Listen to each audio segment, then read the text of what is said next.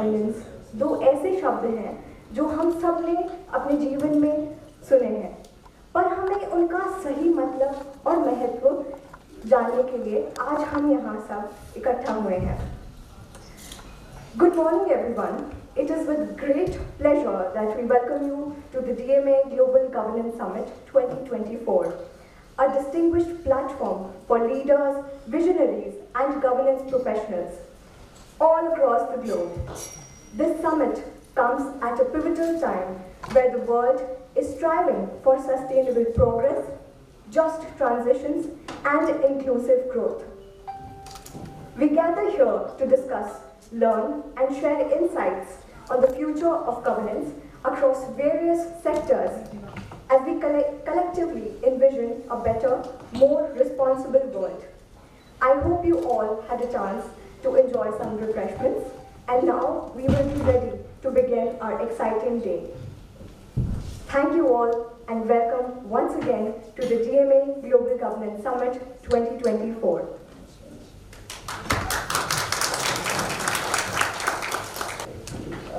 As we embark on a journey of inspiration, innovation and collaboration towards governance, we will begin with requesting Mr. Amit Kumar Arya, Honorary Secretary, Delhi Management Association, who will deliver the opening remarks.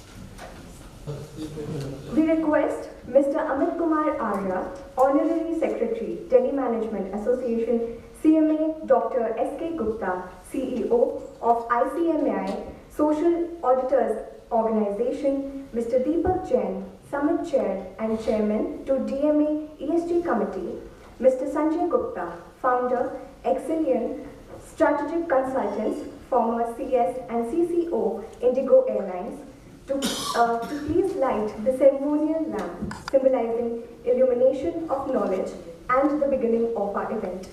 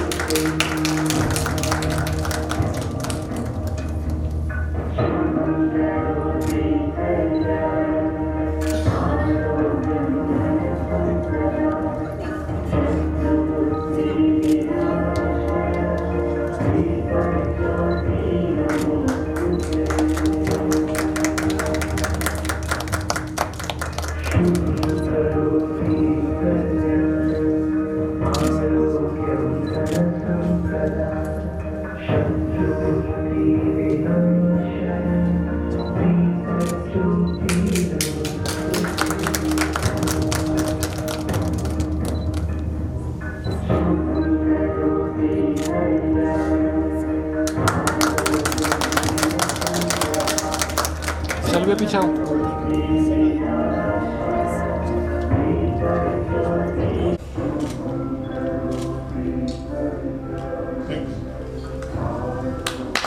Remarks. I would request CMA Dr. S.K. Gupta, CEO of ICMAI, Social Auditors Organization, to please be on the dais, and Mr. Deepak Jain, the Summit Chair and Chairman, DMA ESG Committee, to also join us, and followed by Mr. Sanjay Gupta, Founder, Excellent Strategic Consultants, former CS and CCO, to also join us on the dais. So it's a great honor to welcome all of you to this seminar and award ceremony. DMA has been organizing these events. We are a 70-year-old organization back after the independence, immediately after the independence. We aim that we have to do something for our independent India and the best practices into management. So with that aim, we started this organization, and when the years passed on, we went into other areas of IT, HR, sustainability, governance and everything. So we have been organizing a lot of such events, and this is, I think, third in the series of ESG. And looking forward, in the next 3 months, we are having one Women Entrepreneurship Award, an Entrepreneurship Summit and seminars, and HR Award and a Cybersecurity program also till December. So those are upcoming events. I welcome you all to join those also. Now, in today's fast-changing world, good governance is the cornerstone. of sustainability growth, whether in public institutions or private enterprises. It is through transparent decision making, accountability, and ethical leadership that we can foster this trend. So this event is not just a celebration, but a way to learn, to know about what our leaders, so which you will be hearing from them today. We have a lexio of speakers, and throughout the day, I would like you to welcome, ask those questions, make it more interactive, ask those thoughts, and be part of this celebration, I will say. So that's all I'm saying. Thank you, sir. Thank you all. Okay, I would like to call Mr. Sanjay Gupta, founder, Excelion, strategic consultant, farmer CS and CCO, Indigo Airlines, to share their thoughts on the focus of the summit.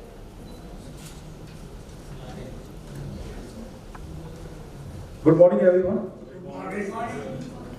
So we are gathered here for this much-awaited DMA Global Governance Summit. As our senior members know, earlier we had conferences covering the E and S part of ESG. But basically, I think for everything, governance is the fundamental. And we talk of Viksit Bharat in 2047. I think without a good governance, we cannot reach that target. And question comes, what is governance? Governance is a set of rules and practices, which is the purpose of which is the best interest of all the stakeholders involved. And stakeholders can be anyone. It can be shareholders, it can be customers, it can be employees, it can be government. And governance is mandatory everywhere. When we talk of corporate sector, we talk of small sector, listed entities, unlisted entities, SMEs, everywhere. Governance is very important. So that's why we decided that when the governance is such an important topic, why should we have a conference on this topic? And today, I'm very happy to see very bright people and who are who in this area. We're all gathered here to share their thoughts. And I'm very sure that all of us who are present here will be benefited by the thought sharing of all those people. But I don't want to say much about that because the conference is day long and we'll share their thoughts. Thank you very much for this opening one. आपने बहुत छोटी उड़ान भरी, Indigo तो बहुत बड़ी उड़ानें भरता था, वो भरता है। सर बड़ी उड़ानें बात करें यूं नीचे हैं, बड़ी उड़ानें ये नहीं बनती हैं। ओके। अरे ये वो भी आप Thank you so much, sir. Now I would like to call CMA Dr. S.K. Gupta, CEO of ICMAI Social Auditors Organization, to share his thoughts on governance towards sustainability and a Viksit Bharat. Thank you so much. Good morning, everyone. Good morning. Distinguished guests on the dais, distinguished guests off the dais, ladies and gentlemen. All of you would tend to agree with me that the world is changing. And it is changing very significantly and rapidly. I'm not only referring to the last 2.5, 3 years when the world as a whole had been impacted by COVID-19 pandemic situation, but even otherwise, if you look back 2 or 3 decades, there have been some very, very significant changes which have taken place in this world, which have changed the way we live our life, and also changed the way the businesses function in the marketplace. Today it's a VUCA world, which is highly vulnerable, very uncertain, hugely complex, and very ambiguous. And to top it all, we always have that fear of uncertainty lurking at the back of our mind. You really don't know what might happen the next moment.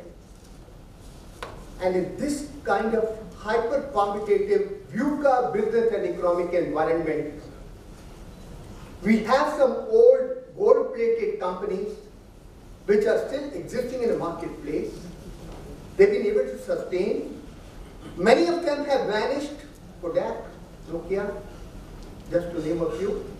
One-time big brands, but they could not sustain in the marketplace. At the same time, we have a large number of new age startup companies which are mushrooming all across the world, including in India. In fact, India is the third largest ecosystem of startups across the world. And we already have over 115 unicorns with valuation exceeding $1 billion US. Now, in this business and economic environment, we are finding that many of the businesses have come up with very, very innovative and disruptive business models. Just a few examples. The world's largest travel car company does not own a single car of their own. Uber. Look at the business model. World's largest travel lodging company does not own a single hotel property of their own. Airbnb. And the world's largest retailer, Amazon, does not own a single brick and mortar store. These are amazingly disruptive business models which were unheard of till about a few decades back. But these aren't the realities of the corporate world in 21st century. But when you look at the performance of some of these corporates, some of these companies have profitless turnover. They have a great top line, but end of the day, there's no profit. In fact, out of 10 top unicorns of India, only 3 are making profit. They are unicorns, but only 3 are making profit. Out of top 10, 7 are in losses. Many companies have cashless profit. They have profit in their profit and loss account, but then there's no cash, there's no liquidity. Profitless turnover, cashless profit, but when you look at the valuation of some of the companies in the marketplace today, wow, skyrocketing, soaring very, very high. The point that I'm trying to drive home here by this brief introduction and some examples is that today, value creation is the success mantra for every company. What the stakeholders want from the company today is the ability to create value, ability to preserve that value, and ability to enhance that value going forward on a sustainable basis. That is the success mantra. We all celebrated Azadi Ka Amrit Mahotsav, culmination of 75 years of India's political independence. And it was but natural to take a stock. Where are we as a nation? Well, we are all very proud Indians to say that we are the 5th largest economy in the world today, at a GDP number of roughly about $3.8 trillion US. And very soon, within the next few years, we are going to become 3rd largest economy of the world. Because the countries which are at 3rd and the 4th position, Germany and Japan, are not very far ahead of us. We're really going to catch them up within the next few years. Matter of pride for all of us. The kind of development which has taken place in the country, in all sectors, it's been phenomenal. But on the other side, there are always 2 sides of anything that we talk about. On the other side, we find that the gap between the rich and the poor, inequalities within the country have increased significantly over a period of time. There has been development, but it hasn't reached the bottom of the pyramid. And that's what India is now focusing at during Amrit Kal. The next 25 years culminating with 100 years of India's political independence by 2047, we are looking at building an inclusive Bharat with inclusive development. Be it the corporate sector, be it the NGO sector, be it educational institutions, be it the financial sector, companies, everyone has to now focus on inclusive development, so that end of the day, our purpose should be to earn profit, yes, but profit with a purpose. And all the companies now henceforth are going to focus on triple P concept, triple bottom line concept, profit, people, ESG governance, ESG dimensions are becoming the center point of all businesses the world over. So what is essential key driver, or what is the quintessence of achieving all this what we are aspiring for inclusive development, improving quality of life of the people across the world. I think one single word that's going to go take us there is good governance. Governance is essential in all types, all structures of entities, all structures of businesses and other organizations. So how do we get on to that level of good governance? Well, we have SEBI guidelines, we have LODR, we have code of good governance, we have code of conduct. Everything is fine, but to my mind, having everything codified, having a code of conduct, having a code of good governance is just the starting point. End of the day, each one of us, at whatever level, whatever position we are existing in the society, in the companies, in the world, all of us have to start living the code of good governance. Living the code of conduct is the key. I know time is constrained, but because many of you would be probably having a question in your mind, what do I mean by living the code of conduct? I'll just give a very short, quick answer to that. We were organizing a similar program in Chennai last year, a similar conference on some other topic, and in which we had invited a senior lady executive from one of the companies in NCR in Delhi.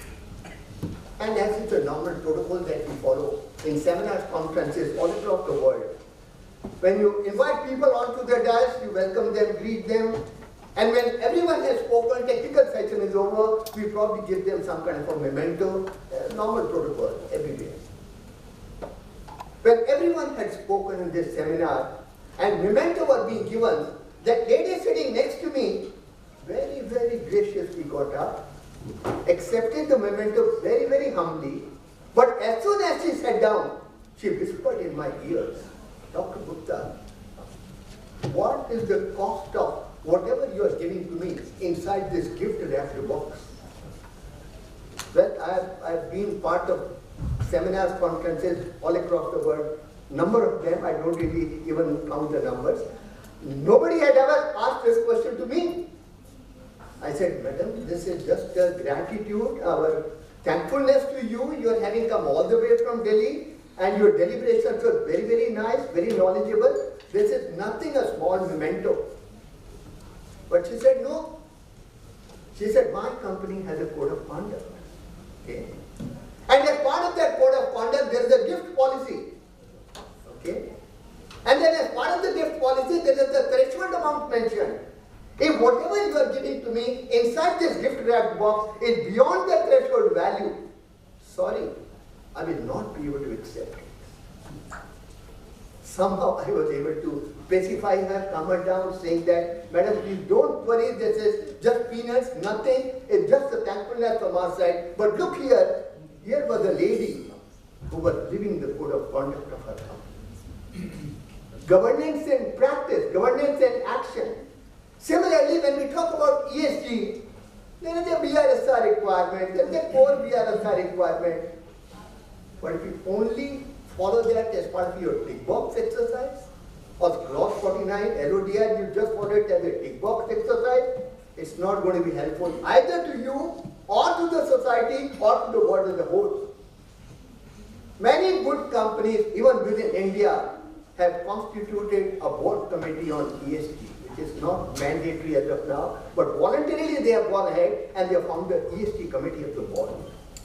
Many of the companies, as part of best practice, when a proposal is submitted to the board, which is a capital expenditure proposal, CAPEX proposal, they want the proposal to be supported not only by TEV, techno-economic viability, but also supporting note on ESG, the positive and the negative impacts of that particular project on ESG.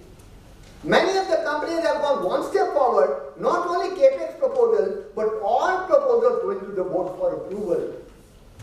They are required to be supported by a concept note on ESG. I mean, that's the world is moving towards now, because we have understood that if we don't govern the corporations well, if we don't govern the companies well, they're not being able to create value, and that's what the stakeholders are really looking for. So I compliment the organizers of this seminar conference, very, very apt topic that they have kept. Governance is the key today. if we want to build corporations, if we want to improve the quality of life of the people living on this planet, governance is the key. There's no doubt about that. Thank you so much. Government of India has also fixed a limit for bureaucrats for accepting the gift up to 2,500. Bilkul sir, bilkul sir. But just to avoid that, the gift normally is a plant. I know. And although that cannot be given value, but it's a plant. But nobody has checked whether it is beyond 2,500 or less. Absolutely. I think this is an example I am hearing. Absolutely. I have a photo. Absolutely. Because you have made a comment, so I'll request the organizer to give me 2 minutes more to quote another live example of the same thing what you were mentioning. A senior public sector executive was nominated to attend a training program in US, real life, for 5 days. And because this was a long duration program, the executive who was nominated by his company to attend training program in US, the organizers not only had lecture sessions throughout the day, but they also organized some picnic, some excursion, things like that. And on one evening, they also organized a gala dinner. Real life. And as part of that gala dinner, they had a lucky dip. एक lucky dip होता है ना, आप अपना पर्ची डाल दीजिए kind of. As part of that lucky day, then they announced the winner, they announced the prize. And this Indian fellow who was nominated by the company to attend the training program, he got the first prize, lucky day. And he was gifted a laptop. He came back to office on Monday. Immediately he wrote an email to the HR department of the company saying that this is what happened.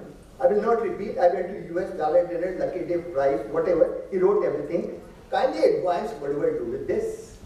The HR manager, before responding on mail, picked up the telephone and called him up and said, "Sir, आपने ये mail लिख दिया, तो अब तो company की policy के हिसाब से ये आपको कंपनी को हैंडओवर करना पड़ेगा." But in lighter vein, he also said, अगर आपने ये मेल ना लिखा होता, nobody would have come to know कि आपको क्या हुआ, क्या मिला. You could have simply kept it with yourself, living the code of conduct. Thank you, sir.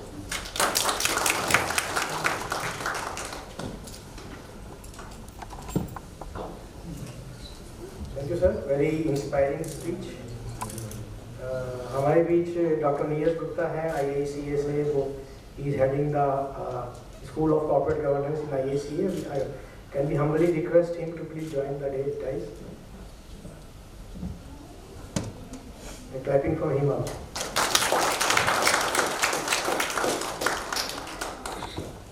So friends, thanks to all of you for joining this summit. I appreciate your wisdom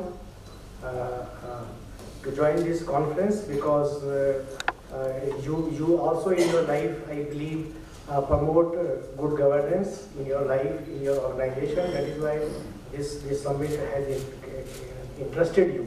So I appreciate your again wisdom to join this summit. And in fact, I welcome all the speakers. Few of the speakers have already arrived here, and the participants. So friends, good governance, we all know the government has given us a target to achieve Viksit Bharat, Developed India by 2047, and we need good governance, we need ESG principles to reach that target. And whenever, friends, we discuss topics like ESG, responsible business, transparency, ethics, CSR, sustainability, a developed and better world, governance, good governance is the prerequisite for for the responsible growth of a nation and a better world. And friends, governance and dharma both are mutually inclusive. If a person follows dharma, governance is spontaneous for him. But यहाँ पे थोड़ा सा धर्म and dharma is different. I will not go into detail, but dharma and dharma is different, and they may not be mutually inclusive. In dharma, we have various rituals. If we follow dharma, we are spiritual. So I believe if we follow dharma like Dharmaraj Yudhishthira, governance is spontaneous for us. And many times it is said that governance has to come from within. So that within needs to be developed with Dharma. So let us develop, if we believe, I as a speaker always recommend that when these words, governance, ESG, responsibility, accountability, honesty, truth, non-violence, if these words do not click to my mind or your mind, अगर आपको लगता है कि इन words से मेरे कुछ फर्क नहीं पड़ता, तो you need to introspect your life, particularly when you are 50 plus. If you do not like these words, then we need to introspect. We need to meditate and learn these words so that whenever these words came anywhere, I inspire myself and others. Because after reading so much the life of great people, I realized that dharma, governance, truth, non-violence, and goals, professional and spiritual goals. These are the key words for my success, for my growth, for my potential to come out. The human potential can come out only when we follow dharma and governance. And I believe that when we follow dharma, India, although a predominantly religious country, 95% we are religious, but we are not following dharma. If we have been following dharma, we would not have those crimes, frauds, scandals, violence, unrest, and all those words. In India and the world, both. Human beings are alike, चाहे वो India में रहते हो, चाहे वो बाहर रहते हो. So friends, so far we have managed to live a good life in whatever way in India and the world, but now the time has arrived. We are facing various challenges. We are facing climate challenge. Since the last week of June, we are continuously experiencing rains in Delhi. Continuously. In the month of September, yesterday, it was huge. It was raining very heavily. आप उसको टाल सकते हैं कि यार इससे मेरा क्या कनेक्शन है? I believe है. This carbon footprints I am generating is creating climate crisis situation. So we all need to watch our climate footprints. I attended a few big conferences. 500 उनकी एक target होता है कि 500 audience होनी चाहिए. And big conferences, and we have lavish lunch, everything lavish. And we are doing a conference on something like there is one fuel we blended with the petrol. Ethanol, yes. And they distributed a book of cost 5,000 rupees worth book. उसके बहुत thick book थी to each and every participant. So but the point is that we need to see that how much carbon footprint we are creating. And then after reading, after doing various conferences, we need to take action. It is important to take action. How to take action? How take action लेने के लिए हम लोगों को अपने carbon footprints को कम करना पड़ेगा. We need to watch our foots. There are apps available which can guide us कि हम कितने carbon footprints generate कर रहे हैं. In fact, one of my ESG committee member recommended me. मैं इस टाइम तो नहीं कर पाया, अगली बार करूँगा कि दीपक कि ये आपकी कॉन्फ्रेंस से कितने कार्बन फुटप्रिंट्स जनरेट होंगे, उसको कोशिश करना कि उसको ऑफसेट करने की कोशिश करना कॉन्फ्रेंस के बाद. So maybe by tree plantations or something else, so that we can have more oxygen and it is a very innovative idea, and we will try it next time. So friends, we need to take action. It is very important. 50% of India is flooded at present. More than 50%. Gujarat is fully flooded. In Delhi, we are experiencing excessive rains. Yesterday, I was reading in the Business Standard that the government is considering weather management. Predictions to both हो गया. Government says predictions to both हो गया. Now we will manage the weather. How? That if it is not raining, we will see how it can rain, and if it is raining excessively, we will see how it cannot rain. So this can also happen scientifically, maybe with the help of AI and all in the years to come. We do various conferences, and we do various parties. Celebrities do various parties worth crores, and we generate carbon footprints. In our companies, in the top listed companies, Sanjay is here, Rakesh ji is here. We we are implementing, sir, BRSR reporting, ESG reporting is there. But when we are as an individual, there is no ESG applicable to me. So as an individual, मैं कुछ भी कर सकता हूँ, मैं कितना भी खर्चा कर सकता हूँ, मैं कितने भी कार्बन फुटप्रिंट जनरेट कर सकता हूँ. But as a corporate sector जब मैं जाता हूँ, वहाँ पे चेयरमैन हूँ, मैनेजिंग डायरेक्टर हूँ, तो बाइंडेशन है सेबी की, बट एज ए इंडिविजुअल नहीं है. तो I can do lavish parties and generate carbon footprints. So friends, call to action में we recently did one roundtable conference and realized that जब हम conference करते हैं, we are professionals over here. But what about the other sections of the society? We are not including them, making aware. Like last time we discussed, homemakers, senior citizens, youth. They are more than 50%, 60%, 70% people. We need to make them aware about carbon footprints. High जो societies हैं जहाँ पर home makers हैं and all है, उनको we need to tell them. If I live in high rise society, but मैं उनको बोल के थक गया हूँ. They are not concern. Waste segregation, water, they are not concern. वो नहीं सुनते. So we need to make them aware. We need to do communication, advertisement. We need to spread through FM radio. हम जब गाड़ी में हम सब सुन के आते हैं, तो FM रेडियो में हम क्यों नहीं एडवर्टीजमेंट दे रहे कि कार्बन फुटप्रिंट्स के बारे में? क्यों नहीं कर रहे? राइट, रिंगटोन में भी हम कर सकते हैं. रिंगटोन में भी हम लोग कर सकते हैं. Government and the other great leaders, they should do something that this awareness should spread as far as possible. In the last, my dear friends, consciousness.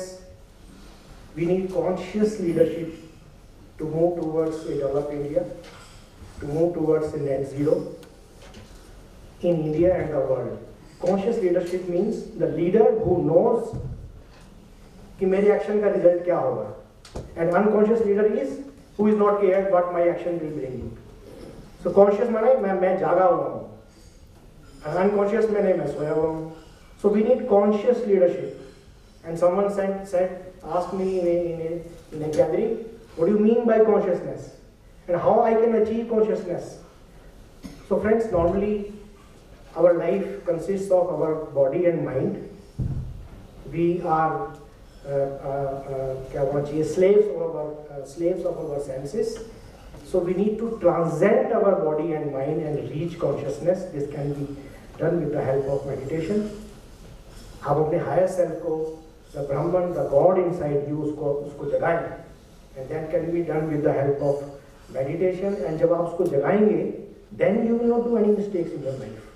जब आपके पास कोई लगेगा कि मेरे कुछ करना है, when एक आदमी की कॉन्शियसनेस जाग जाती है, that can be awake through meditation and other means, then he or she will not do anything, any wrong act in his life. And let me tell you, उसकी जो सक्सेस होती है वो अनपैरेलल होती है. If we awake our consciousness. हम कई बार सोचते हैं ये कॉन्शियसनेस, ये सब चक्रों में पड़ेंगे तो हम अपना वो सक्सेस कैसे पाएंगे, मटेरियलिस्टिक चीज़ें कैसे पाएंगे. सक्सेस, पैसा तो सबको चाहिए, बट ये सर मेरे ख्याल से ये मिसनोमर है. Once you achieve your higher self, your higher potential, your higher wisdom, your higher purpose, your higher meaning, then your success is unparalleled. आपकी सक्सेस के आगे कोई टिक नहीं पाएगा. जितने भी ग्रेट लीडर्स को सक्सेस मिली है आज की डेट में, अभी काउंटिंग कर लेते हैं, महात्मा गांधी से लेकर प्रेजेंट लीडर्स तक, they are all consciously awake. That is why they were great. That is why they were great leaders. So friends, last में मैं जैसे रिक्वेस्ट करता हूँ, कुछ few of my colleagues know that action लेना है, तो एक्शन के लिए I will request that all of you to please stand up and take a pledge for good governance. Please. मैं एक बार निकाल लेता हूँ मोबाइल. इतना स्टेट कर सकते हैं, मेरे को ऐसा ना दिखे, सॉरी, कि हम इसको केयरलेसली कर रहे हैं. So we the participants of DMA governance summit solemnly pledge to uphold the highest standards of governance in all aspects of our life, personal, professional, and societal. In pursuit of a sustainable future, we pledge to adopt and promote sustainable practices, support ESG principles, encourage inclusivity, collaborate, and engage actively. With this pledge, we commit to play an active role in building a developed India by 2047. One that is sustainable, equitable, and resilient. Together, we will drive the change needed to achieve net zero and create a future where humanity and nature thrive in harmony. Thank you, friends. Thanks for this bothering. Thank you. And now we will request Dr. Neeraj Gupta to enlighten us with some his views on governance. Thank you, President. A very good morning, ladies and gentlemen, dear friends. I was not supposed to be speaking in part of this inaugural, but some activity and his love has brought me on the stage. I would like to congratulate DMA for putting together such a wonderful gathering in spite of a lot of challenges that we all are facing in the last 2-3 days. Finding roads on the roads. Except roads, we are finding everything. Waterlogging, continuous rains. So initial hours making us happy, feel delighted.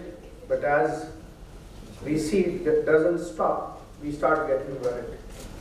How will we be reaching back home? He has really touched very interesting point, and I could see, like, we all were hearing his words, his speech, but I was trying to feel it instead of hearing. And what I could feel is enormous passion behind whatever he has expressed. I'll not speak more. Towards the end of the pledge, he left us with a very important word, which is bothering the entire globe, bothering our public governance and leadership, bothering our corporations, and bothering us all. That we'll collectively try to achieve, that's how I cannot reiterate exactly what he has said, net zero. So friends, we all have started from zero. And now struggling together and taking pledges to reach back to zero. So such a interesting journey. Now who is the culprit? Who is the culprit between these two zeros? Let us be all.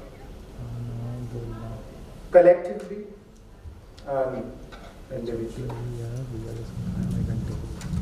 What I believe, would not like to comment more on what corporations have done, what entities have done, what the countries have done, what the science has done, what the humanity has done. Individually, each one of us is, I believe, responsible for staying as away from zero as possible. Today, when we talk of, he has talked enough on ESG, sustainability. I don't want to get into the jargons or theory. The scope 1, 2 and 3 emissions that we are widely talking about. Government is pushing us to report on them. He mentioned about DRSR. Again, I'll not get into the conceptual idea. These 1, 2 and 3 had been a part of our individual lives as well. And the biggest challenge, which widely talked about in various conferences, discussions, expert meetings, committees, how to really help organizations managing and reporting on a scope 3 things. Considering the entire end-to-end value chain, we need to look at individually, at the individual level, how effectively we have addressed them. If we go back, I mean, we are proud Indians. It is our fortune that we have taken birth in this country. The systems, the cultures, the literatures, the rituals have always tried to pull us back to the zero thing, to the net zero thing, by engaging with the systems, by engaging with business enterprises, by engaging with our own lives, even at our own family in a way, so that we create a wider good. Still, in the rat race of prosperity, or you can say wealth creation, we try to focus and felt happy running after using, or you may also say misusing, the science and all other possible means to create profits. A careless attitude towards what is and how it is to be distinguished as far as our utilization or investment is concerned vis-a-vis exploitation. So we forget to demarcate between it. We started exploiting the systems, natures, money, people, regulations, frameworks, everything, just for sake of building books, creating maximum possible wealth, earning more and more profit, and that too, making a lip service that we are trying to earn profit for the wider good, for all those who have stakes in whatever I am doing, but still inherently trying the level best to retain as much as we can. And in that mad race, because it's a question, he has raised a very, very interesting point. Subconscious, like our leaders were awakened. Conscious, they were having a very pure subconscious. I still remember a very interesting book which I read in the 20s and have read more than 10, 15 times by now, The Power of Subconscious Mind by Joseph. So while professionally working on those lines, our subconscious was so filled up with all these thoughts that the mindset gets skewed only towards prosperity and wealth creation. And for that matter, even at household level, individual level, we kept moving away from practicing zero. If you remember, some 25, 30 years back or 40 years back, we used to be concerned and careful for all those who are associated with us. The vegetable wala, the doodh wala, or other vendors who are giving us supplies. We were not just concerned about whether they are smiling a particular day I am meeting with them, or they are looking healthy or not. We were even aware who all are there in their families. From where that milkman is bringing that milk, is the cow sick or healthy? We were even knowing about this. When she is giving birth to a baby cow, we were even aware of this. How he is managing and from where the person is getting the fodder, we were knowing about it. So is it not the scope 3 thing which we were practicing those days? We were aware from where these things are coming, and in case we used to observe that this is something which is not in sync with the correct mindset or my philosophy, we just didn't try to stay away from them, we tried to correct that.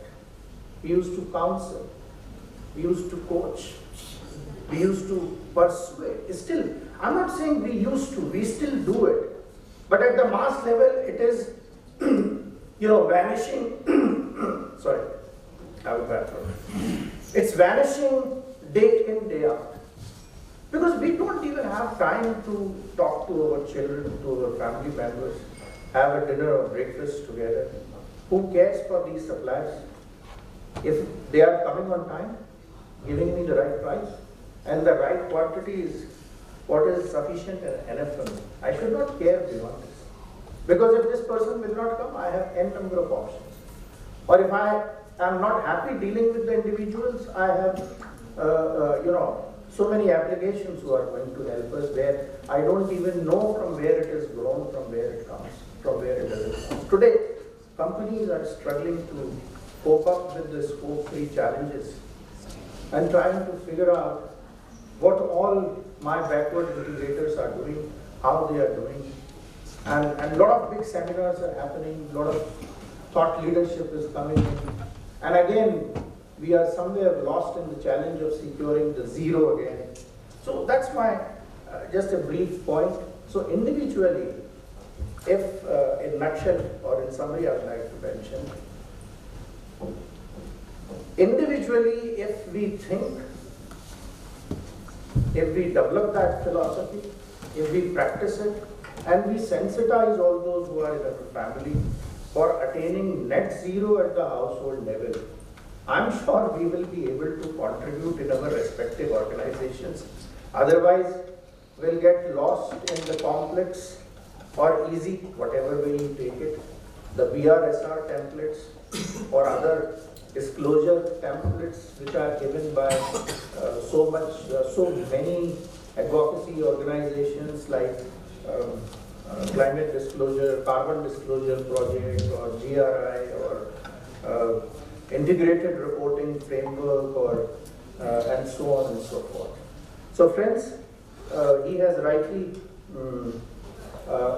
motivated us to take the pledge where we have to focus on collective actions. Collectivity comes afterwards. First, I need to be offered myself in a very honest manner. So the charity begins at home. I think the commitment will begin at home, and then we will evolve as a better citizen, better employee. No matter I am a part of ESG committee or not, who cares? No matter I have been selected by my managing director as member of the sustainability committee or not. If you are selected, you have an additional pressure. If you are not selected, you say, why should I care for sustainability when I have not been picked up in the sustainability committee? But that's not the right approach. Wherever we are, whatever we are doing, if we begin with the individual commitment, we'll be the best fit for the organization. Definitely someday we'll be part of the committee. But even if we are not, we'll be able to contribute in improvising the processes I engage with, the surroundings I work in, the people with whom I interact, and spend half of my day. So thank you so much, best wishes, and thanks and compliments to you. Thank you for such a wonderful, inspiring speech. And on our request, he was able to come join earlier, to join the inaugural session. So friends, let us clap for all the dignitaries over here. And I will request few people to come here and felicitate them. Mr. Kaushik Chatterjee, please come forward. Please felicitate Mr. Amit Arya, our Honorable Secretary.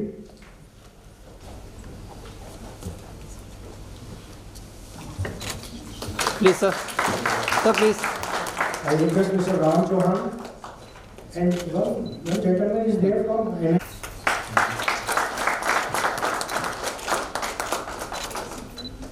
he is secretary over there. So please felicitate Mr. S.K. Gupta.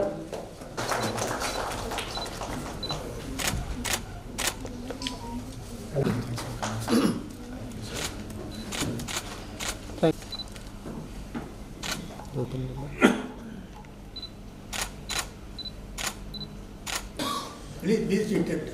Yeah, okay. We appreciate you, sir. Yes. Now my question is that I often attend different conferences and various things. Every conference is attached with Bharat. चाहे वो hunger का हो, माल nutrition का हो, बच्चों का, और उसके साथ विकसित भारत जोड़ दिया जाता है, यहाँ भी जोड़ा गया है.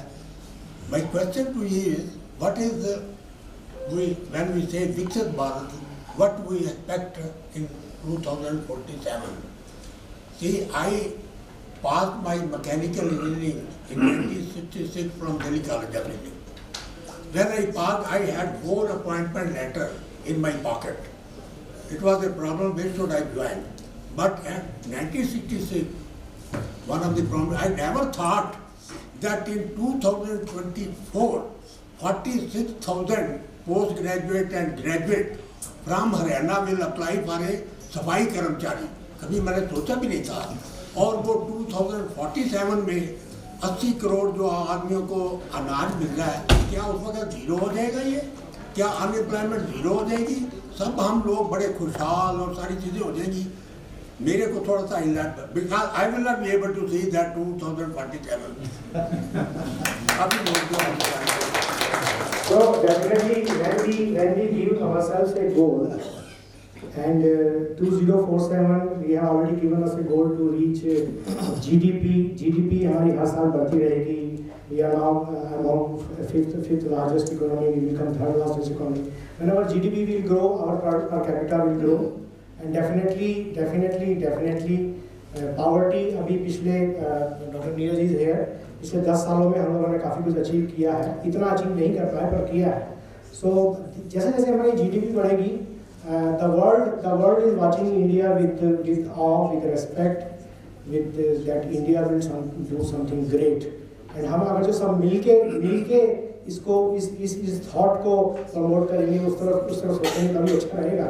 हम कहते थे 25 साल पहले इंडिया कुछ नहीं हो सकता. इंडिया का बहुत कुछ हो सकता है, बहुत कुछ हो भी रहा है, और आप देखेंगे बहुत कुछ होगा. Thank you thanks sir. Just a second. I would like to go ahead and introduce Dr. Neeraj Gupta, because I did not get the chance to do that. So we just heard Dr. Neeraj Gupta. He's the head of corporate governance and public policy at Indian Institute of Corporate Affairs, and we heard CS Deepak Jain, who is the chairperson of GMA ESG committee. Please give a huge round of applause to all the speakers. Thank you. Next speaker, please. Additionally, I would like to ask Mr. Amit Kumar Arya to declare the conference open. Conference तो open ही है. कोई नहीं, आप you announce, you invite the next panelist. Yes, session. Thank you. Moving on to our first session, we will explore the crucial topic of governance in corporate sector. Fostering transparency and accountability is the cornerstone of corporate governance today. The corporate sector, whether it's large, listed or unlisted companies, startup, SMEs or a fintech industry, governance plays a crucial role in driving accountability, transparency and sustainable growth. The discussions will focus on how innovative governance practices in these spaces are helping companies navigate rapid changes and market demands. I would like to request the distinguished speakers to join us at the dais.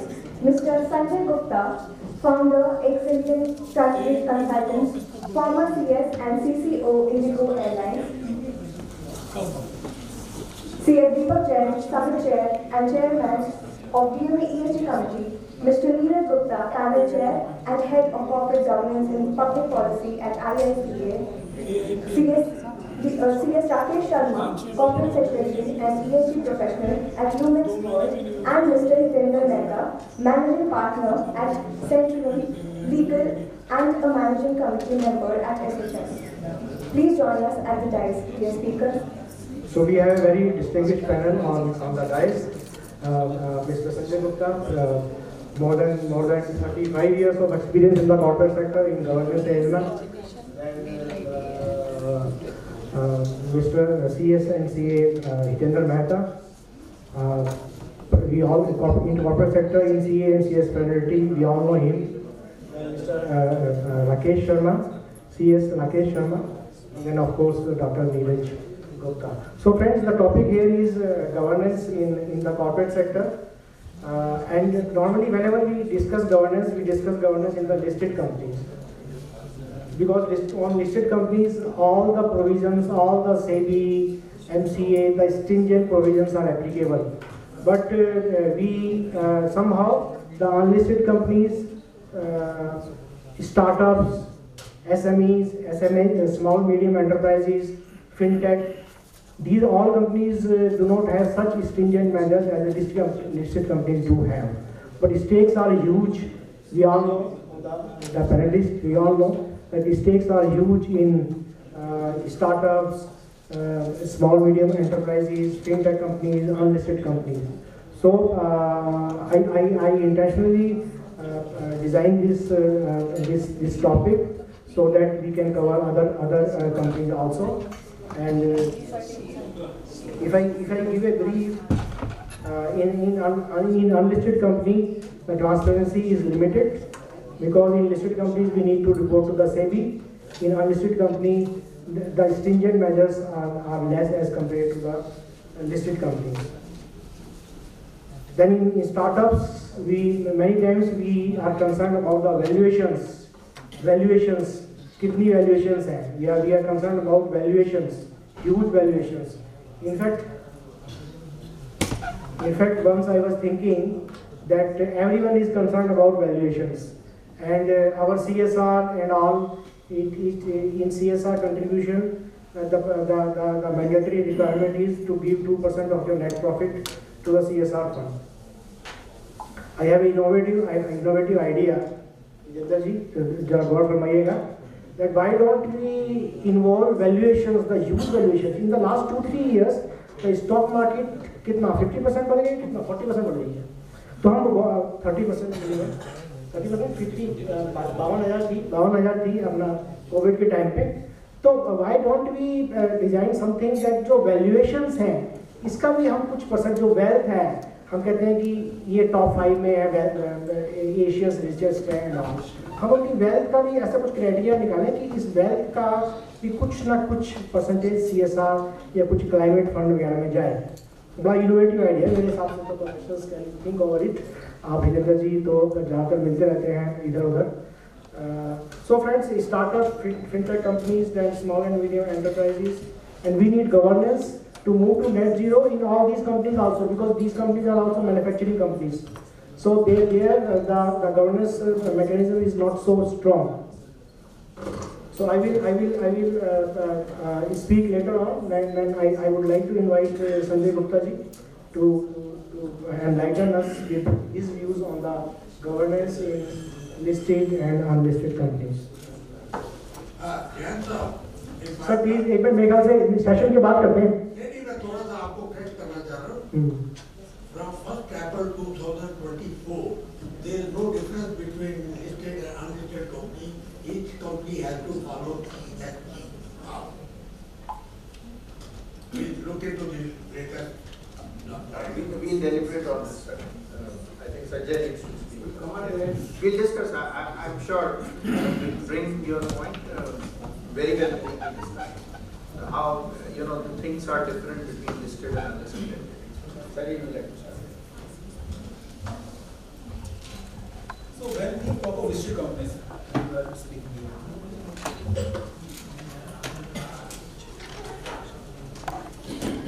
There's no doubt that governance is important in any form of business, whether it's unlisted company or listed companies or public sector. But when we talk of listed companies and why this is so important, friends, when we talk of listed companies in India alone, there are more than 2,500 listed companies in the country. And when we talk about the market valuation, there's more than $3 trillion of market valuation of listed companies in India. And I think rough estimate, $1 trillion comes to around 84 lakh crore. You can very well gauge that what is this valuation. And these are not so long that Indian companies crossed the market valuation of $1 trillion. I think maybe in last 10 years, we crossed from $1 trillion to $3 trillion. So now, when the stakes are so high, when the valuation is so high, and total GDP's proportion of listed companies is very, very high, so governance takes a paramount importance. And this becomes very, very important in listed companies, though I am not saying that governance is not important in other forms of business enterprise. We'll come later on that. But for listed companies, there are very stringent norms applicable. Because in India, when we talk about listed companies, SEBI earlier, before 92, there was, control of capital issues. This was applicable only for the purpose of those companies who are raising capital. But in 92, SEBI came, and after that, this has taken a big leap actually. Now, because now, SEBI is a very important body, a very important regulator, and this regulates all the disclosure requirements and governance requirements of all the companies. Basically, today we are talking about the governance of the listed companies and unlisted companies. So, these governance things, we started with the listing agreement which was formulated by SEBI, and before that many committees were formed in the country about recommendations regarding corporate governance. So now this has taken a big leap from listing agreement which was separate for all stock exchanges for BSE, NSE, and 2014, 2015, the SEBI disclosure requirements came in the form of listing regulations. Now SEBI listing regulations came. So now question comes, what is governance? What is good governance? See, in simple terms, you can say that good governance means the set of rules, procedures, practices which lead to the best interest of all the stakeholders involved, and this is ensured by accountability and responsibility, disclosures, and by compliance, by ethics, integrity, fairness, and accountability. So I'll take one by one all the principles. So when we talk about governance, I think for governance the structure is very important thing. And especially when we talk about listed big companies, the structure is very, very important. Structure in the talk of listed companies, the SEBI has very stringent requirement regarding the structure of the organizations. Like when we take the board, there is a requirement now for all listed companies, especially most top 2,000 companies in the country. They must have a board of at least 6 board members. And there is also a requirement about the proportion of independent directors and non-independent directors. So why the question was why independent directors are important? When the promoters are there, whose shareholding is there in the company, why independent directors are there? Because this is just to make sure that the affairs of the organization are conducted in the best possible manner in the interest of all the stakeholders. When we talk of stakeholders in a listed company, they are not the shareholders alone. Because there are many other forms of stakeholders, like their employees, their suppliers, their customers, and the government, and the society as a whole. Everyone is stakeholder. Until the independent directors are there, who are independent of the management or the promoters of the company, the interest of all the stakeholders cannot be taken. And there is another requirement that in every listed company, at least 1/3 have to be independent directors. But in case the chairman of the board is not an independent director, is a member of the promoter group or he is executive director, at least half of the board members have to be independent directors. Secondly, this is not the board alone. There are various committees which are formed in case of listed companies. And there are audit committee, nomination and remuneration committee, risk management committee, stakeholder relations committee, and CSR committee is also applicable. This is not only for listed companies, but there are companies of certain size, irrespective of the fact whether listed or not. And role of every committee is important for the governance structure, like audit committee, for all the financial reporting, for the fairness, integrity. Audit committee is responsible. And when we talk about the structure of audit committee, I think this is most important. This says that at least more than half of the members, or more than 2/3 of the members of the audit committee have to be independent. So why this is a requirement? Simple, because the audit committee has a great responsibility. For that, this is very necessary that the proportion of independent directors in audit committee has to be more than non-independent directors, so that they cannot influence the decisions which are taken by the audit committee. And secondly, there is a requirement of the chairman of the audit committee also. Chairman of the audit committee has to be always independent. And they are also responsible for all the financial reporting part. And the audit committee is responsible not only financial, but this goes beyond financial reporting. The people who are aware of the corporate world, they know very well. Other part, this is stakeholder relationship committee. And I think this is very, very important. Because as per the Companies Act, as per the SEBI requirement, stakeholders relationship committee's role is not only limited to the complaints of the investors. This is a very broad duty. Stakeholder relationship committee in many companies, they have gone beyond shareholders. This has to take care of the interests of all the stakeholders involved in the company. It includes customers, it includes employees, it includes government also. Then we talk about nomination and remuneration committee. Now, why nomination and remuneration committee is important? Just to make sure that all the important positions in the company, whether they are senior management or the board directors of the company, every such appointment is vetted and recommended by the nomination and remuneration committee. So that people who are holding these positions, committee makes sure that they are the very skilled person who have diversified experience, and ultimately we know all the fact that if the structure of the board consists of people who have diversified experience and who have experience in running the business, and even the senior management, if the people are there at the right position, then only the governance can be taken to the highest level. And secondly, about the remuneration also, they need to make sure the remuneration which is being given to all these people is commensurate with the industry experience also, with their expertise, and this has to be right proportion. And I'll come to the later part about disclosure, because disclosure about remuneration has to be made at the fullest level in the annual report and to the stock exchange also. The other committees also, like CSR committee, and as sir you said, that ESG is applicable to all the companies. The CSR is just one part of ESG, and now this is mandatory that company of a certain size, they have to maintain spend at least 2% of their net profit about the CSR objectives of the company. And CSR has to be taken care. I mean, nowadays there is a very major shift.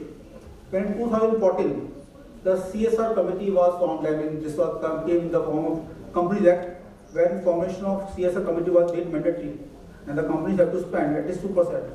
Earlier, companies thought this was a burden, and there was a requirement about comply or explain. So in most of the company, when you see the director's report, they will say they could not identify the proper funds, they could not spend all these things. But later on, the amendment came, and the spending in the CSR was made mandatory. Because nowadays, when you see the top companies, maybe top 100 companies, you will find many companies who are spending much more than the required amount of the CSR. That means there is a major shift toward the thought process in the companies. Earlier, the thing which was seen as a burden, now companies are taking on the voluntary responsibility. Second major shift came in the COVID time. In the COVID time, when the business was not running properly, and the most profitable companies, they came into losses. And there was no mandatory requirement of spending on the CSR because they were not net profits in the company. Even in those years, companies thought this was a duty to spend on the CSR objectives because the projects have to be continued. So now, beyond the board structure and the management structure, because structure, one thing is very important, the ownership has to be separate from the management. That means there is a distinction between the promoters and the management of the company. The people who are running the management, they have to separate. There is separation of the office of chairmanship and the managing director in the companies. And this is very necessary in case of big companies. Because if the promoters are given the management also, they will run the management in their best interest only. But interest of everyone is important. Because second important pillar of governance is transparency and disclosure. The affairs have to be conducted of any business in a very transparent manner, and the proper disclosure has to be made. SEBI has very stringent requirement regarding making disclosures, because all disclosure has to be made. And now, when we decide about what disclosure has to be made, thing is that because every stakeholder which has a need to know something, the proper disclosure has to be made. And whenever there is any doubt about what to disclose, it's always better to make maximum disclosure instead of minimum. Other part about governance is the compliance. For every company, various compliance requirements are applicable. This is in the interest of all the stakeholders, especially the government, the shareholders, that all compliance have to be made in the fullest manner. Because non-compliance can lead to risk, and this can lead to reputation risk also. And I think one of the most important pillars of good governance is about the ethics, integrity, and fairness. Every business has to be conducted in the most ethical manner, and the fairness part is very, very important.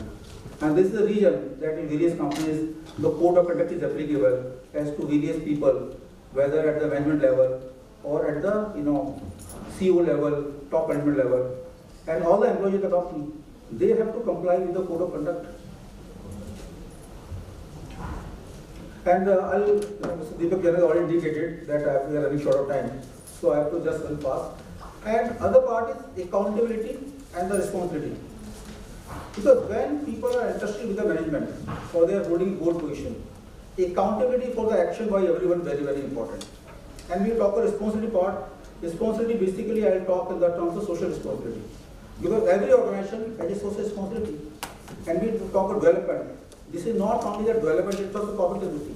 Because social responsibility or the social development of any business is very, very important. Nowadays, when we talk of ESG, I think corporates play a very, very important part about achieving those kinds of objectives. And the global development goals have to be achieved not only by the government but by the corporates also. Basically, secondly, we see what are the challenges when we talk of governance. There are two parts of governance. One is governance which is on paper, that is mandated by different laws or by SEBI or in the Companies Act. Second part goes much beyond. Because until there is a real spirit, governance is not only letter but it's actually spirit also. Until there is a real spirit of making the maximum compliances for proper governance, it cannot be in the proper way. And this is the reason that the governance requirement or the disclosure requirement by SEBI, this is applicable to all the companies. But there are few companies in the country in whose governance standards are at the highest level. Whether we talk about Tata Group or Infosys or TCS, so there are many other companies, Mahindra, Hindustan Unilever, there are many companies. Why? Because these companies have gone beyond the standards, whatever you mentioned in the law books. So this was about listed company. Briefly, I will cover the unlisted company also, and why unlisted company governance is important. Anyone has any idea how many companies are registered in the country? This 1.7 million companies are registered in the country. I am talking active companies only. Out of these, only roughly 3,000 companies are listed. That means just a fraction of total number of companies are listed, and 99.7% companies are unlisted. And when we talk about the GDP, I think unlisted companies have this very significant contribution about the GDP. And secondly, about the employment generation and so many things, these are all done by unlisted companies. So that means governance and unlisted companies, these are equally important as listed companies. But what is the problem? Problem is that SEBI is not applicable in case of unlisted companies. But the governance has to be important, and there is a abuse also. The companies who don't think that they are responsible, though maybe they are running business, but the business is done for the profitable purpose only. They forget that ethics are very important. Business is responsible, and the interests of all the stakeholders who are concerned with the business are very, very important. For example, in case of unlisted companies, I say that first on complying with the internal policy is very, very important, because they have to have the self-regulation. In any case, laws are applicable to every company, whether it's unlisted company or listed company. But beyond law, this is responsibility and accountability also, and the first on complying with the internal procedure. That is very important. Secondly, when we talk of structure, in case of unlisted company, especially very small companies, there is no settled down structure. There is no separation between the ownership and the management. The people who are the owners of the company, they are also management. It means what? It means they have to make sure that the branding of the business is very important. The reputation of the business is very important. Unless there is a trust on conducting the affairs of the business in the most ethical manner, the business will not survive for a long time. When you see the small business who have been surviving or thrusting in the country for a very long time, these principles have been taken care of. Their reputation is very high. And until the interests of all the people are involved, or business is conducted in a fair manner, in an honest manner, in an ethical manner, business cannot survive for a long time. Secondly, when we talk about social development, complying with the ESG guidelines or the CSR things is applicable, as Mr. Deepak said, that when we talk of our social responsibility social responsibility applicable to every individual, to every entity, to every organization. That means social responsibility is applicable in case of the unlisted company equally. Because these are my views only on all these companies, because I think the governance lies in the heart. When you have the real intention of maintaining the highest level of governance, governance actually cannot come. Governance cannot come by papers only. Thank you.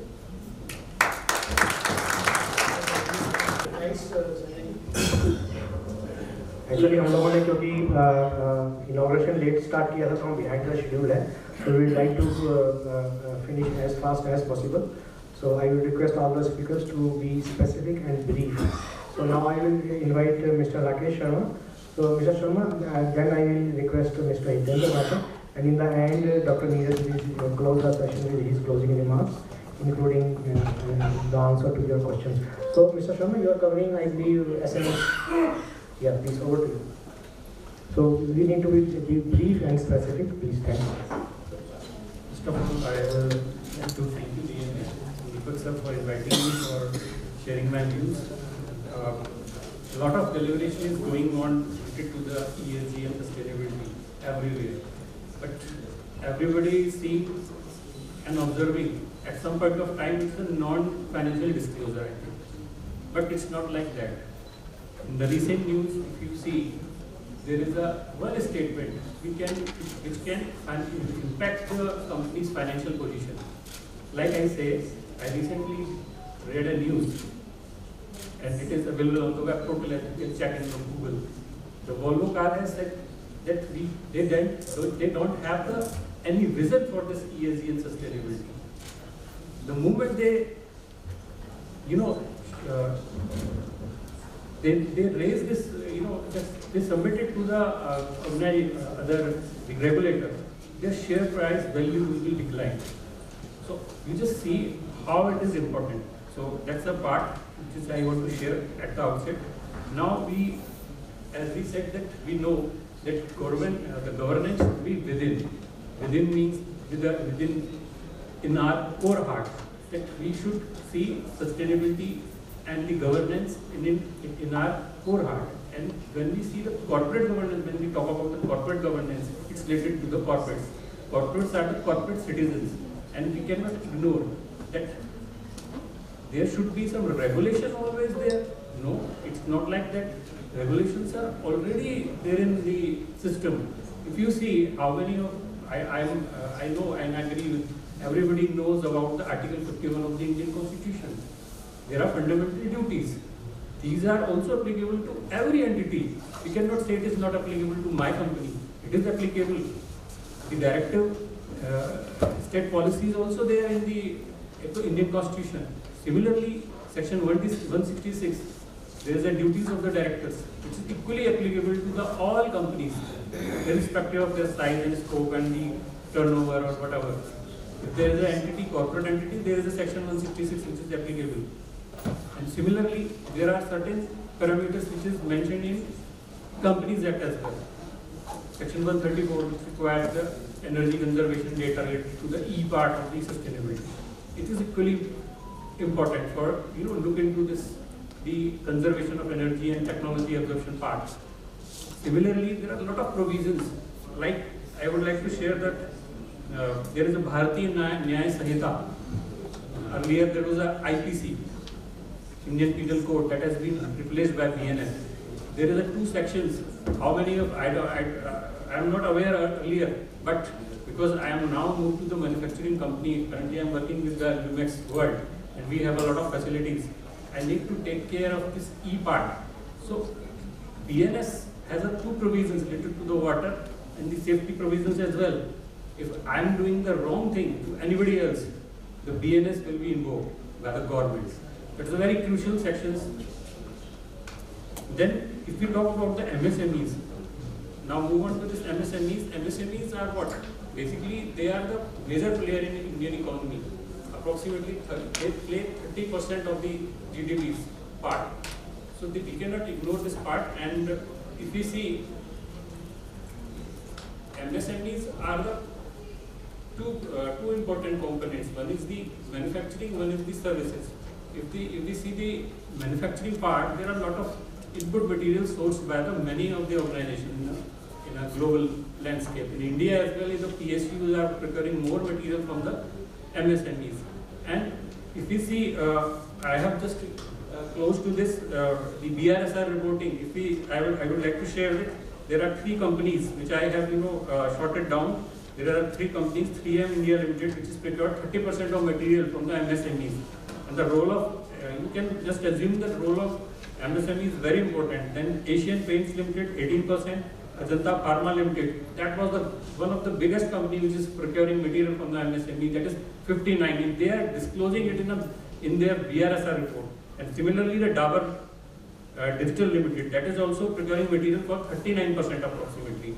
Then if we see that, of course, there are certain challenges for the MSMEs. They are struggling from since beginning, and now the government has always pushed back, and they need to invoke certain provisions in the MSMEs related to the Companies Act as well as the other parts of the laws. The SIDBI is facilitating the ESG, the MSMEs on an ESG part, which basically for the green funding. And apart from this, I would like to share one of the things that MSMEs are the major workforce for all business entities. And they need to see how they can support the large organization. And in a group companies, like we have a group companies, we have 2 listed companies and the 14 unlisted companies. Those are the private companies. They are covered under the MSME. But what we did as a corporate, we invoke all our policies across all groups, not restricted to the listed entities. We believe our promoter is very, not restricted to the regulations only. There is no need as such to always have a danda, that the regulations basically. Without regulation, we should follow some certain things. Like I say, that Companies Act is there. There is the VNS is there. The other laws, it is applicable. Environmental laws in E-part, lot of regulations are there. How many of us are aware that's matter actually? And the leaders who are leading in this, the MSMEs, they have to play a major role, equally as important in the listed companies. And similarly, if we see on a governance part is, we should think beyond compliances, because compliance is a part invoked by the government through the regulations. But we need to see the regulations not just to follow in a letter. We should follow them as in a system, in our day-to-day life, in our processes and in the policies. The NGRBCs, which is released by the IICA, the Ministry of Corporate Affairs, that is very important to see. The MSMEs has to adopt these NGRBCs on voluntary basis. And if you see that if it is there, then they need to design each process and policies as per the NGRBC. So I just want to highlight one thing more, that they should have some the policies and some roadmap and the goals. They said they need to set some target. At least they should be play a major role when one of the MSME has recently showcased their leadership in the state of Jammu and Kashmir. They have some handicraft business and they get funded from the World Bank. So that kind of leadership can be assumed if there is a great leadership.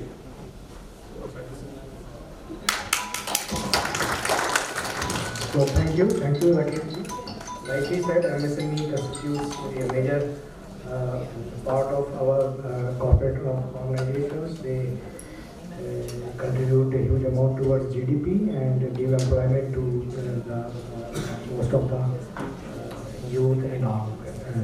So let's move forward. We would like to invite Mr. Hitendra Mehta on the governance in the startup and fintech organizations. Clap for him, please.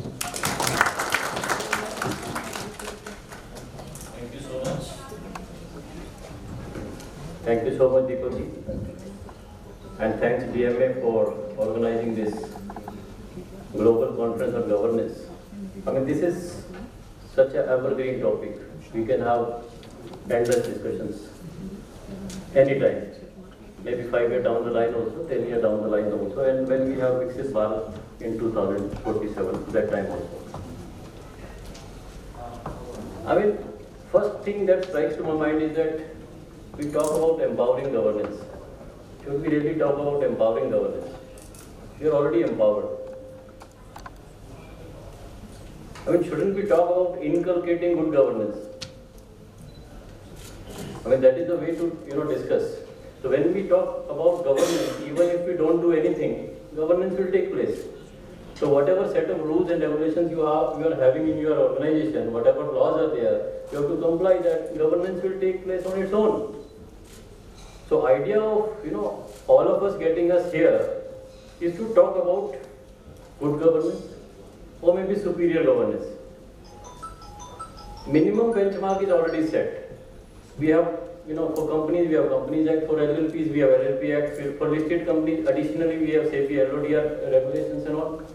So minimum benchmark, what minimum expectation of the government from the companies or from the entities is already set in the law. Now it depends on us, how we want to be governed. So difference is where, I mean, if you are simply following the law, I mean, you are a government company.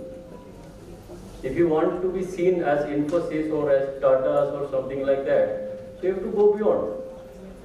So that the first thing is that I am a listed company, I do all the compliance, I do compliance in letter only. But if I want to go beyond, so then it has to be compliance in spirit. In letter as well as in spirit. I can give you so many examples. Like for example, there is a listed company and the promoter is a family control board and they don't want to disclose much, but they want to comply. Very simple approach. So they will just report one requirement that how many investor grievances complaint you received in the year, and you have to report that. They will simply write, I received 200 complaints. Out of that, 160 were resolved and 40 are pending. And this is a governance. They have reported because these many complaints they received, these are resolved and these are pending. So if I want to go beyond that, how do I report? So if I was Infosys, so if I was TCS, so I will report. So I received 200 complaints. And these related to, out of these 200, 50 were relating to non-receipt of dividend, 50 were relating to non-receipt of postal ballot. I mean, I'll give all the regions, right? And then I'll give out of these 50, these were resolved. And I'll also give a timeline. Within 7 days time, I resolved all this. So this gives me added comfort. I mean, I am giving this much information to all, regulators also, to the bankers also, to the entire world. So why I am doing that? Because I want to be perceived as good governed company. Now you tell me, if a company like Infosys was to reach out to a bank, right? Or if a public limited company XYZ was to reach out to a bank, so which company will be perceived to be better governed company? I mean, answer is obvious. What I am given to talk about is governance in startup entities, right? So that also I'll be talking, but first thing first, I'll take only 10 minutes in total, then we'll be having discussion if there are questions. So, startup will be talking. Startup is no different than any other unlisted company, what Sanjay ji mentioned. There will be overlap also. But to my mind, like, I need not learn from anybody.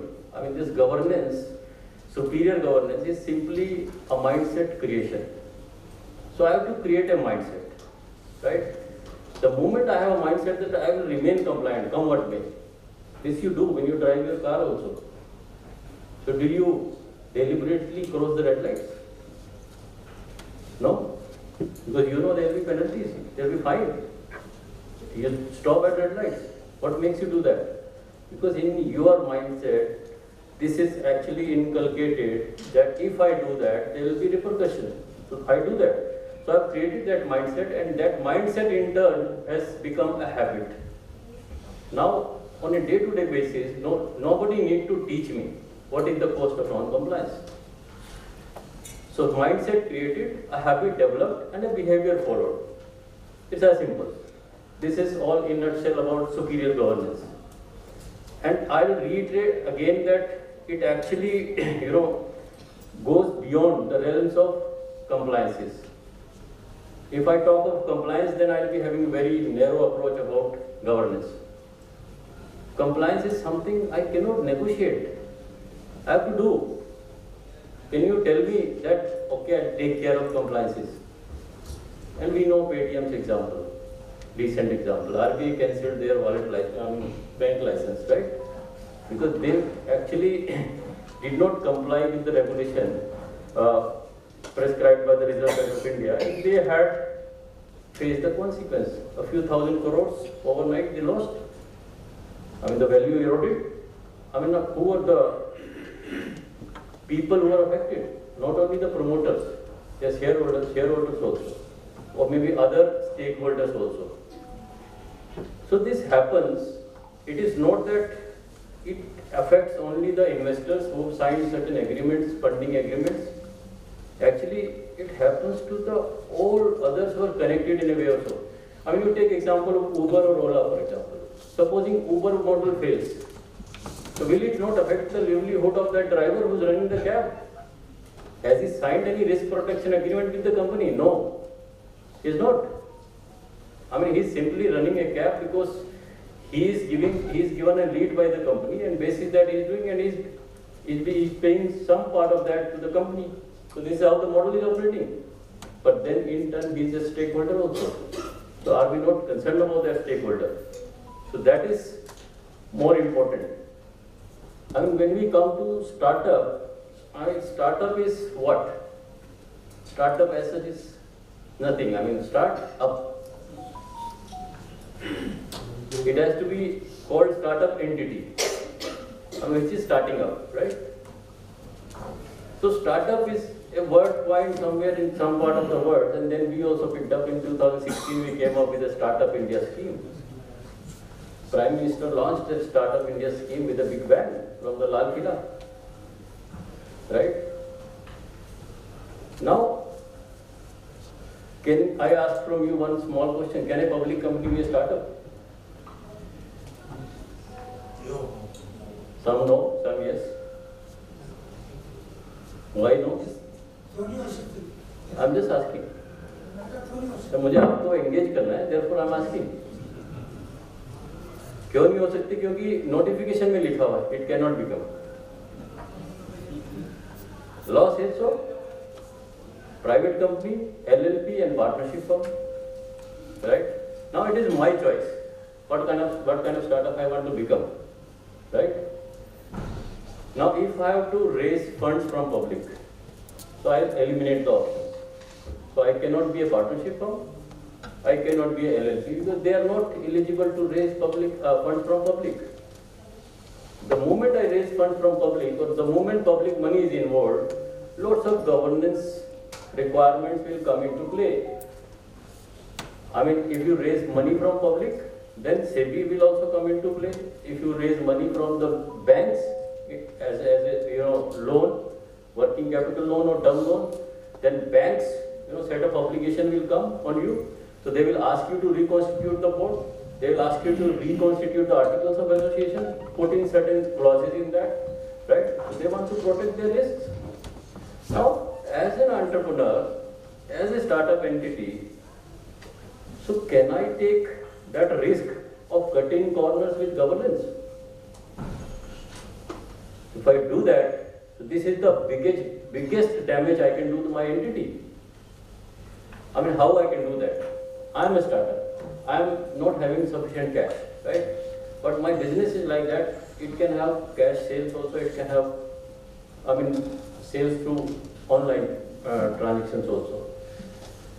Now I get propositions, not to record these cash sales in the books. So how I respond to that? I can do that. I'll avoid paying tax also, right?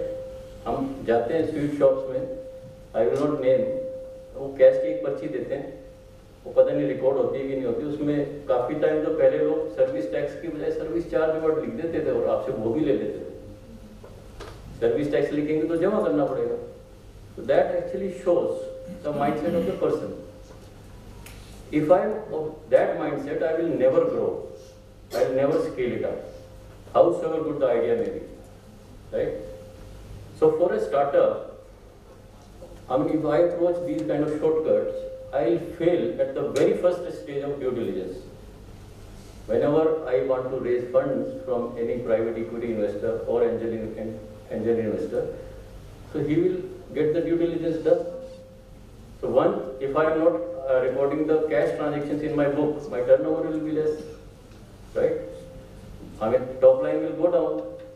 I mean, it will not add any value to the company. So I have to be having a kind of entity-friendly governance in the organization, not promoter-friendly governance or founder-friendly governance. This is how I can scale. This is how I can grow my business. And I have to tell this to the whole world, that I am like this, right? It starts from within. I mean, nobody will come to teach you. So startup governance, it will depend what kind of entity structure you decide to have. So if it is a company, private company, then Companies Act will be applicable. Now somebody can ask me that what are the benefits under the Companies Act to startups, if it is a company. I'll say, I mean, private companies are given certain relaxations by the government. The same are applicable to startups also, right? But if I look at only those relaxations while setting up a company, I'm sure I will not grow. Why I set up, I mean, that as a benchmark? Why I don't, set a higher benchmark in the beginning itself? In any case, I have to do compliances. In any case, I have to hire some expert to help me do the compliances. I mean, we all are professionals or entrepreneurs. I mean, if I may ask, can I do my GST compliance myself? I am managing partner of a firm. I am sorry, I cannot do that. I need to engage some other expert. Likewise, for compliances, I will need an expert. So now your first job is, as a startup founder, to find a right advisor, a right consultant. If you are able to do that, he will be your partner in the growth story. I can assure you. Excuse me, sir. Ji. If chartered accountant Ji. is also be managing director or this thing, he Ji. did not have a separate person to file his GST. हाँ, chartered accountant अपना कर लेगा, but एक बात मुझे बताओ sir, आप अगर डॉक्टर होते, अपना ऑपरेशन खुद कर लेते क्या? I am not a chartered accountant. I am capable to file the GST return. नहीं, आप कर लोगे, वो जस्ट एग्जांपल था वो. I am just saying. So you, yes sir, you. Can you give some insights on the NGOs? ये हम और डिस्कशन में डिस्कस कर लेंगे. NGO, I mean Section 8 companies altogether different. Startup NGOs का next session is on NGOs governance. जी. तो startup के जो आपको बेनिफिट्स लेने हैं, I mean you should avail the benefits which are extended. Startup India, I told you, ministry, this Department of Promotion of Internal Investment and Trade, they came out with a notification in 2019, 19 February 2019. So there they define the eligibility criteria. So if you fulfill that criteria, आपको अभी 10 साल नहीं हुआ है starting से, incorporation से, you can apply. I mean, you have an innovative idea, whether it is relating to a product or service, you can apply for registration as a startup entity. First requirement. आपको अगर अपने आप को officially startup call करना है, unofficially तो सारे startup हैं, और बेनिफिट्स अवेल करने हैं under different schemes of the government. So once you are registered as a startup entity, then for income tax benefits, 3 साल का टैक्स बेनिफिट मिलता है आउट ऑफ 10 ईयर्स. आप फर्स्ट 10 ईयर्स में से कोई 3 कंसेक्यूटिव ईयर्स चूज कर लीजिए, टैक्स एग्जेम्पशन है आपको. तो उसके लिए आपको अप्लाई करना पड़ेगा 80 IAC में. तो you have to apply for that tax exemption. आपको 3 साल का टैक्स बेनिफिट भी मिल जाएगा. तो आप 8वें 9वें 10वें साल में जब आपका प्रॉफिट पीक कर रहा है, तो यू अवेल दैट एग्जेम्पशन, पे least amount of tax, right? So this is another wonderful incentive that government gives. Apart from that, there is a Startup India fund. आप startupindia.gov.in पे जाइए, स्टार्टअप इंडिया फंड है, consolidated fund of India में से, यानी कि budget, India के budget में से उसमें अलोकेशन होता है, तो you are eligible to avail the funding from that fund also. There are other agencies also, SIDBI भी आपको देगा और भी एजेंसीज आपको देंगी. If you are a startup, recognized startup, so you avail those funding options also at a concessional rate. So you can avail that also. चंदन जी, मैं request करूँगा थोड़ा सा. Sir, बस 2 मिनट और. So we have so many examples कि जहाँ पे compliance में lapse होता है, what the cost can be. Byju's is an example. 2021 की बैलेंस शीट साइन होते होते 18-20 महीने लग गए, ऑडिटर ने क्वालिफिकेशन कर दिया और पूरा मार्केट में valuation down. I mean, one wonderful company, wonderful business model, but then if you tend to do compromise with compliance, howsoever big disputes you may be having internally with other people, when you cannot compromise on basic requirements, so you'll be suffering that. And every founder actually is in a hurry of a startup. They want to be unicorn. अभी S के गुप्ता जी ने बताया कि 3 out of 10 are not making profits, but they want to be unicorn हरिटी. I mean ये fast track route नहीं है कि यूनिकॉर्न बनने के लिए स्टार्टअप बन जाओ और मैं कर दूँ. I mean it is a time defined process. It will take minimum से 5 years time to reach to a certain level. ऐसा नहीं होता कि आज आपने स्टार्टअप आइडिया बनाया और कल आप overnight you turn to be a billionaire. So this is not a scheme to overnight turn into being billionaire. There has to be an idea. It has to be scalable. It has to be getting some fundings also from investors. And then the most important thing, it has to have that kind of governance structure which can scale it up. Because this gives confidence to the investors. This gives confidence to the government. And this gives confidence to the whole world. S.K. Gupta sir mentioned one important aspect for startups, that unless I do a value creation, this cannot be scaled. Paytm is an example, PhonePe is an example, right? The kind of change they have brought to our day-to-day life, we can feel that.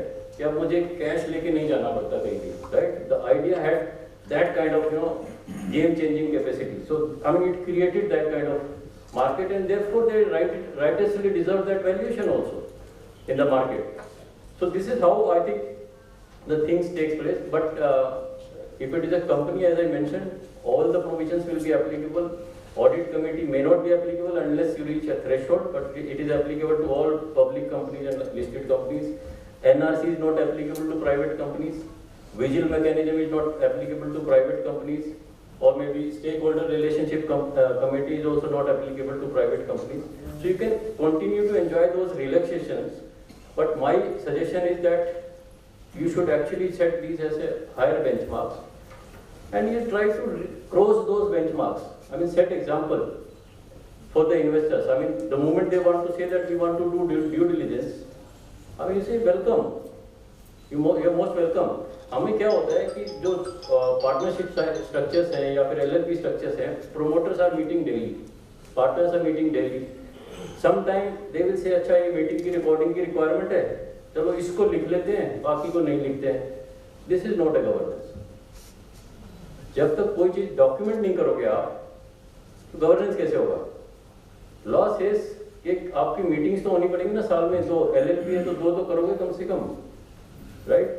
तो meeting के minutes भी बनाओगे, minutes तो लिखनी पड़ेगी, document करनी पड़ेगी, important decisions हो रहे हैं तो रिकॉर्ड करोगे.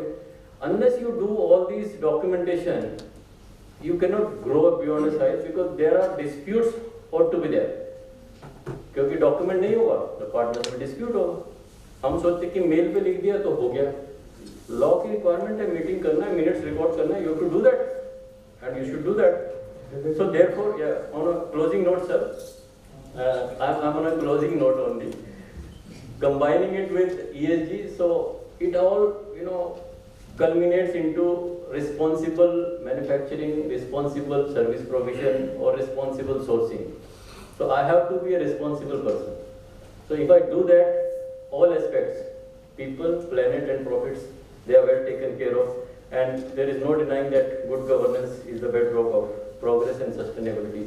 Thank you so much, Deepak ji, and thank you all of you for that patient listening. Thanks a lot. Thank you, Jayendra ji, thank you. आपने भी बाइजू की बात करी. So when I used to read about Baiju in the newspaper, and each year valuations are going down, nothing was happening and all. So as a company secretary and as a speaker, body के अंदर, mind के अंदर governance बहुत ज़्यादा बैठी. तो कई बार ऐसा लगता था कि यार हम कुछ नहीं कर पा रहे. So that's why we had this discussion that governance in various companies. And Byju's के केस में क्या था कि वो ज़्यादा हार्ड इसलिए किया क्योंकि जो बच्चे, जो स्टूडेंट्स थे वहाँ पे इंजीनियरिंग एंड अपने कोचिंग वगैरह करते थे, तो टीवी में दिखाया गया था कि कैसे मतलब वो पेरेंट्स ने कहाँ कैसे अपनी फीस वगैरह अरेंज की थी, एंड अल्टीमेटली वो उनकी स्टडीज़ कोचिंग पूरी नहीं हो पाई, and all chaos was there. So anyhow, we invite Dr. Neeraj Gupta for giving his closing remarks, please. Thank you. Sorry, actually हम थोड़ा सा behind the schedules थे, and the speakers for the next sessions they are already waiting. इसीलिए मैं सबसे request किया, I was requesting, sorry for that. Thank you. Thank you, Deepak. I will not bore you. This is the first commitment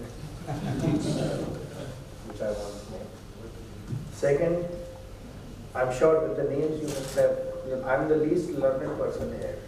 Oh, all these are company secretaries. That's the reason. So much of. You are superior company secretary. नहीं, मैं company secretary वही नहीं sir. मैं ना company secretary हूँ, ना chartered accountant हूँ, ना CM हूँ. This room is full of all these three professions. मैं तो simple एक management का student हूँ. Anyway, I hope none of you has a problem with Hindi. Hindi दिवस भी है. आज हिंदी दिवस है, तो मैं आप हिंदी में ही बोलूँगा. आप सबको हिंदी दिवस की बधाई. Anyway, so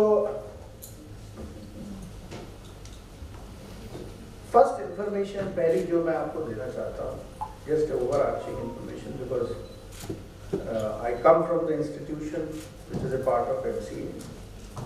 So there are 17.5 lakh companies in India, as one said. Now companies have two broader buckets: public limited companies and private limited companies. क्योंकि मैंने देखा कुछ यंगस्टर्स भी हैं जो जिनको मैं फ्यूचर के स्टार्टअप फाउंडर्स या कंपनी फाउंडर्स के रूप में देख रहा हूँ, तो उनको ये कंसेप्ट क्लियर होना चाहिए. बाकी तो हम लोग तो सब उससे day in day out we come across this. So there are two buckets: public and private limited companies. Public limited companies are grossly, I don't have this in my memory. 70,000 companies are public limited companies, and you can subtract out of 17.5 lakh. So around 6.6, 6.7 lakh companies are private limited companies. In 70,000 public limited companies, again there are two buckets. Listed companies. अब बहुत सारे बच्चों के दिमाग में question आ रहा होगा कि लिस्टेड क्या होता है. Listed means having a listing agreement with either of or both of the stock exchange. या तो बॉम्बे स्टॉक एक्सचेंज से हो, नेशनल स्टॉक एक्सचेंज से हो, या तो जिससे होगा वहां आपको क्रिकेट खेलने का मौका मिलेगा. जिससे नहीं होगा वो फील्ड में आपकी एंट्री नहीं. So these companies are grossly 6,000 companies जो मैं एक्टिव की बात कर रहा हूँ. There are about 6,600 but only 6,000 companies are active. Then rest about how much? बताइए. 70,000 में से 6,000 वो हो गया. So 63,000-64,000 companies are unlisted public companies, and there are about out of 17.5 lakh, if we reduce this 70,000 bucket, 16.6 is the private limited companies. उसमें एक सब bucket आता है जो companies Act 2013 के बाद शुरू हुआ. One person company, like you want to, because having an idea, starting a business, working as a sole tradership is something which we have been doing since ages. Regulator ने ये कहा कि those who are with a progressive mindset, yet they are alone to do their business, but they believe in this idea of growing it to the level of a listed entity in future, can right from the day one start with a 1% company, having one director, he is the director, he is the or she is the director and founder and CEO everybody. So there are about 56,000 1% companies which have been formed. और ये 1% company का जो concept आया, इसको अगर दूसरे रूप में देखें, this was something which triggered the concept of startup India. Startup is not a new concept to us all. ये जितनी भी लिस्टेड एंटिटीज हैं, they were startups at one point in time. They were all startups at one point in time. Because what is startup? Mehta साहब ने अभी incentives और इसके, मेरे को तो नॉलेज भी नहीं है क्या इंसेंटिव, टू बी ऑनेस्ट, और मैं वो देना भी नहीं चाहता. लेकिन स्टार्टअप क्या है? अगर आपके पास एक आइडिया है जहां 4 रुपए का माल बना के आप 6 रुपए में 7 रुपए में बेच सकते हो, चाहे वो प्रोडक्ट हो चाहे वो सर्विस हो, तो वो आइडिएशन है. और जिस भी अम्ब्रेला के नीचे आप करोगे वो एक स्टार्टअप है. तो उसको आप 1% कंपनी में रजिस्टर कर लो. अगर आपके पास ज़्यादा लोग हैं तो आप प्राइवेट लिमिटेड कंपनी में रजिस्टर कर लो, और स्केल अप कर लो तो पब्लिक में कर लो. जैसा मेहता साहब ने बताया, अगर कुछ इंसेंटिव चाहिए, टैक्स हॉलीडेज चाहिए, तो आप स्टार्टअप इंडिया में रजिस्टर कर लो. ठीक है. नॉर्मली स्टार्टअप्स किसको कहते हैं, उसको भी समझ. Those ventures which are driven by some scientific innovation और tech based innovation, they were clubbed as startups. So this is the first thing which I wanted to clarify. Second thing, और मैंने comment किया था, मैं कोई भी jargon के बारे में बात नहीं करूँ. सेकेंड थिंग, एक जो बार बार चीज़ आ रही थी, तो मुझे लगा उसको मैं अपने तरीके से बोलूँ. Letter and spirit. कई लोगों ने, दीपक ने भी बोला letter and spirit, Sanjay also said about it. Almost everybody has said about it. Ganpati का मौसम है. मैं एक बार बहुत सालों पहले की बात है, तो my wife said, mother said कि भाई, आई वाज इन 30s, कि गणपति लेकर. तो ऐसा ठीक है, मैं जाता हूँ मार्केट में और मैं गणपति लेकर. So there were couple of shops row में, जो ये कुमार होते हैं उनकी शॉप्स थे. तो मैं एक के पास गया, तो उसने मुझे दिखाया, ये छोटे हैं, ये बीच के साइज के हैं, ये बड़े साइज के हैं. तो मैंने बड़े गौर से देखा, 10-5 मिनट स्पेंड किया, and he was trying to push and sell this product. मैंने नहीं लिया, मैं दूसरे शॉप से, वहां से भी नहीं लिया, वहां भी 5-10 मिनट लगा. फिर तीसरे पे गया, फिर चौथे पे गया. पहला वाला थोड़ा जिद्दी टाइप का, जो पहला शॉपकीपर था, वो पैशनेट भी था अपने काम के लिए, और शायद उसको रिजेक्शन, जैसे हम में से बहुत लोग होते हैं कि उसको रिजेक्शन देखना या सुनना पसंद नहीं होगा, उसको लगा ये मुझसे नहीं लिया. फिर वो ऑब्जर्व कर रहा था मुझे क्लोजली कि लग तो रहा है कि ये खरीदने आया है, लेकिन खरीद लिया, 4 दुकानें निकल ली. सो देन वो मेरे पास आया, बोले साहब आप मुझे क्लियर बताइए कि आप यहाँ मार्केट में टाइम पास करने आए. तो मैंने कहा नहीं, मैं तो गणपति लेने आया, मेरी माता जी ने घर पे गणपति मंगाए. बोले आप 4 दुकान देख चुके, हर दुकान पे 100-150 गणपति रखे, और आपने 500-600 गणपति देखने के बाद भी कोई चूज ही नहीं किया, ऐसा क्यों है? मैंने कहा देखो ऐसा है, इसलिए चूज नहीं किया, सभी गणपति में वही टाइपिकल फेस है. अगर सून को भी आप चेक करेंगे, ये होता है ना कि लेफ्ट दिशा में वही चाहिए, राइट दिशा में वही चाहिए. मैंने कहा वो भी इन प्लेस है. सब कुमार हमारे बड़े साइंटिफिक और धर्म और रीति रिवाजों के अनुकूल है, सब कुछ है, लेकिन मुझे किसी में भाव नहीं मिला. मुझे किसी भी कलाकारी में भाव नहीं मिला कि मैं उन गणपति को सहेज के अपने घर ले जाऊं और 10-11 दिन हम लोग उसकी पूजा करें.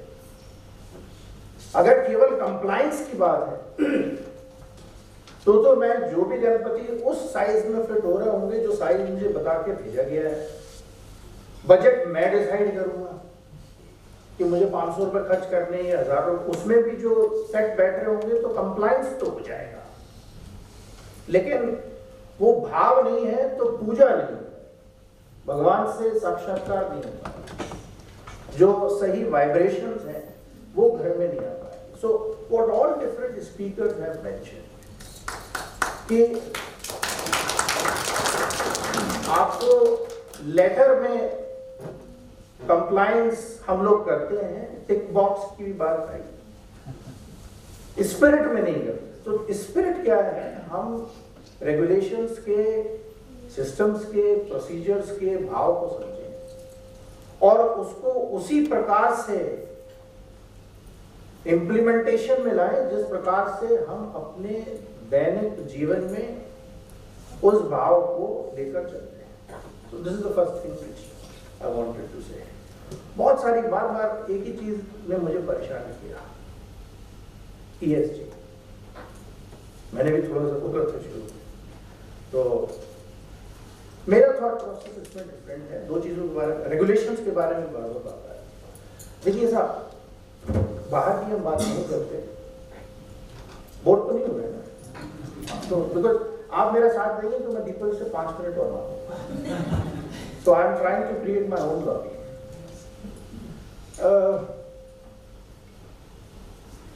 Corporate governance की जब आप बात करते हैं, if you look at last 2 decades, Hindustan में जब कॉर्पोरेट गवर्नेंस की बात शुरू हुई तो सबसे पहले बात शुरू हुई, CII ने एक कॉर्पोरेट गवर्नेंस कोड निकाला।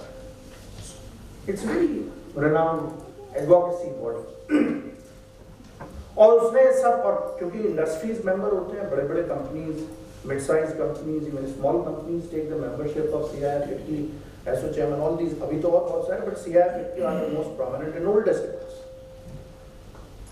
तो उन्होंने कहा हम सबको कॉर्पोरेट गवर्नेंस के फ्रेमवर्क्स को यूज करना चाहिए, and it was just a suggestive code which was purely voluntarily to be adopted. और किसी भी चीज को अडॉप्ट करना, चाहे वो कोड हो, चाहे बच्चा हो, गांव हो, मोहल्ला हो, विलेज हो, NGOs की बात हो रही थी तो मैं थोड़ा सा उसका फ्लेवर दे रहा हूँ ताकि आपको महसूस हो सही जगह। कुछ लोगों ने अडॉप्ट किया, कुछ ने नहीं किया। Typical mindset. Government said code was very good, लोग अडॉप्ट नहीं कर रहे, so a mandatory code came in 2013 in the companies act कि आपको ये मैंडेटरली करना पड़ेगा। तो ये तो गवर्नेंस के ऊपर बात होगी, गवर्नेंस का फ्रेमवर्क कैसे इवॉल्व हुआ। एस की बात, ये G की बात है। एस की बात, कॉर्पोरेट फिलॉन्थ्रोपी, सिटीजनशिप, ये वर्ड दिया है, गांधीयन ट्रस्टीशिप, ये एजेस से था, लोगों ने एग्जाम्पल्स से दिखाया। बिरलाज ने बिरला मंदिर बनाया, धर्मशालाएं, टाटाज ने बहुत कुछ बनाया, लेकिन लोगों ने उसको विजिट तो किया, इंटरैक्ट भी किया, अप्रिशिएट भी किया, रेप्लिकेट नहीं किया, स्केल अप नहीं किया। आपकी जो भी क्षमता थी उससे आप स्केल अप करते। तो गवर्नमेंट ने कहा नथिंग डूइंग। उन्होंने सेक्शन 135 ऐड कर दिया कि सबको CSR करेंगी कंपनीज जो प्रॉफिट में है, और लास्ट 3 इयर्स के एवरेज नेट प्रॉफिट का 2% खर्च करेंगी। हम नहीं बताएंगे, वो डिसाइड करेंगे कि उनको उससे शिक्षा पे खर्च करना है, स्वास्थ्य पे खर्च करना है, पर्यावरण पे खर्च करना है, वातावरण पे खर्च करना है, बंबई में खर्च करना है जहां उनका कॉर्पोरेट ऑफिस है, या अगरतला में जाके उनको खर्च करना है। So whatever they are feeling requires the best possible utilization of money. तो आपने यहां पर भी देखा, सॉफ्टवेयर आया फिर हार्डर। अब जी क्या है, 2011 में हमने नेशनल वॉलंटरी गाइडलाइंस बनाई, नाम ही वॉलंटरी गाइडलाइन, 9 प्रिंसिपल्स थी, गवर्नेंस से रिलेटेड, एनवायरनमेंट से रिलेटेड, कंज्यूमर राइट्स से रिलेटेड, ह्यूमन राइट्स से रिलेटेड, एम्प्लॉइज से रिलेटेड, सिविल सोसाइटी से रिलेटेड। 9 प्रिंसिपल्स दिए, वॉलंटरी गाइडलाइंस की सब, और बहुत एडवोकेसी किया हमने। I remember how we used to get engaged in that process. लोगों ने सुना, तारीफ भी की, लोगों ने कहा नहीं, अच्छा जैसे हमारी आदत है, हमारे बॉस हुआ करते थे, वो कई बार मुझे शॉपिंग में थोड़ा डाइग्रेस कर रहा हूँ, शॉपिंग पे ले जाते थे कि साहब मुझे ना सर्दियाँ आ रही सूट चाहिए, तो मजबूरी थी जाना ना, आपको जाना पड़ेगा। तो एलन सोली में गए, लुई फिलिप में गए, वैन ह्यूसन में गए, किसी में उनको कुछ पसंद नहीं आया, किसी में कुछ पसंद नहीं आया। जब 5वें 6ठे शोरूम पे पहुंच गए तो कहते हैं साहब सूट तो नीरज मुझे पसंद आ रहा है, इसके बटन ब्राउन है, अगर ब्लैक होते तो मैं ले लेता। So the same thing applies to ये 9 प्रिंसिपल सबको पसंद है, सबने तारीफ की, बड़ा एडवोकेसी में कंपनीज आए, एवरीथिंग हैपेंड, बट लोगों ने कहा कि साहब अगर इतने रिसोर्सेज होते तो मैं अपने ह्यूमन कैपिटल के लिए कुछ सोच लेता। ठीक है, मेरी पूरी value chain end to end, मेरा रॉ मटेरियल, मेरा स्टॉकिंग ही समझ नहीं रहा है, मैं वातावरण के बारे में क्या सोचूं।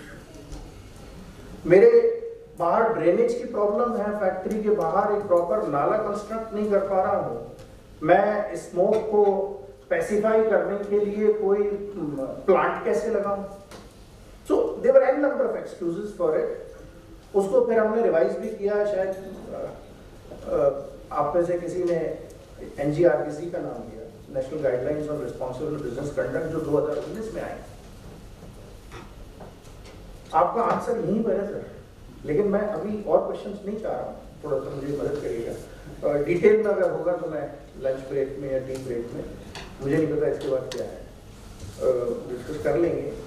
NGRBC आया तो 9 प्रिंसिपल्स को हमने ग्लोबल स्टैंडर्ड्स के साथ में अलाइन कर दिया, क्योंकि SASP चल रहा था, IRC चल रहा था, इंटीग्रेटेड रिपोर्टिंग फ्रेमवर्क चल रहा था, CDP चल रहा था, SAS चल रहा था, बहुत सारे ग्लोबल फ्रेमवर्क, GRI चल रहा था, इतने फ्रेमवर्क्स।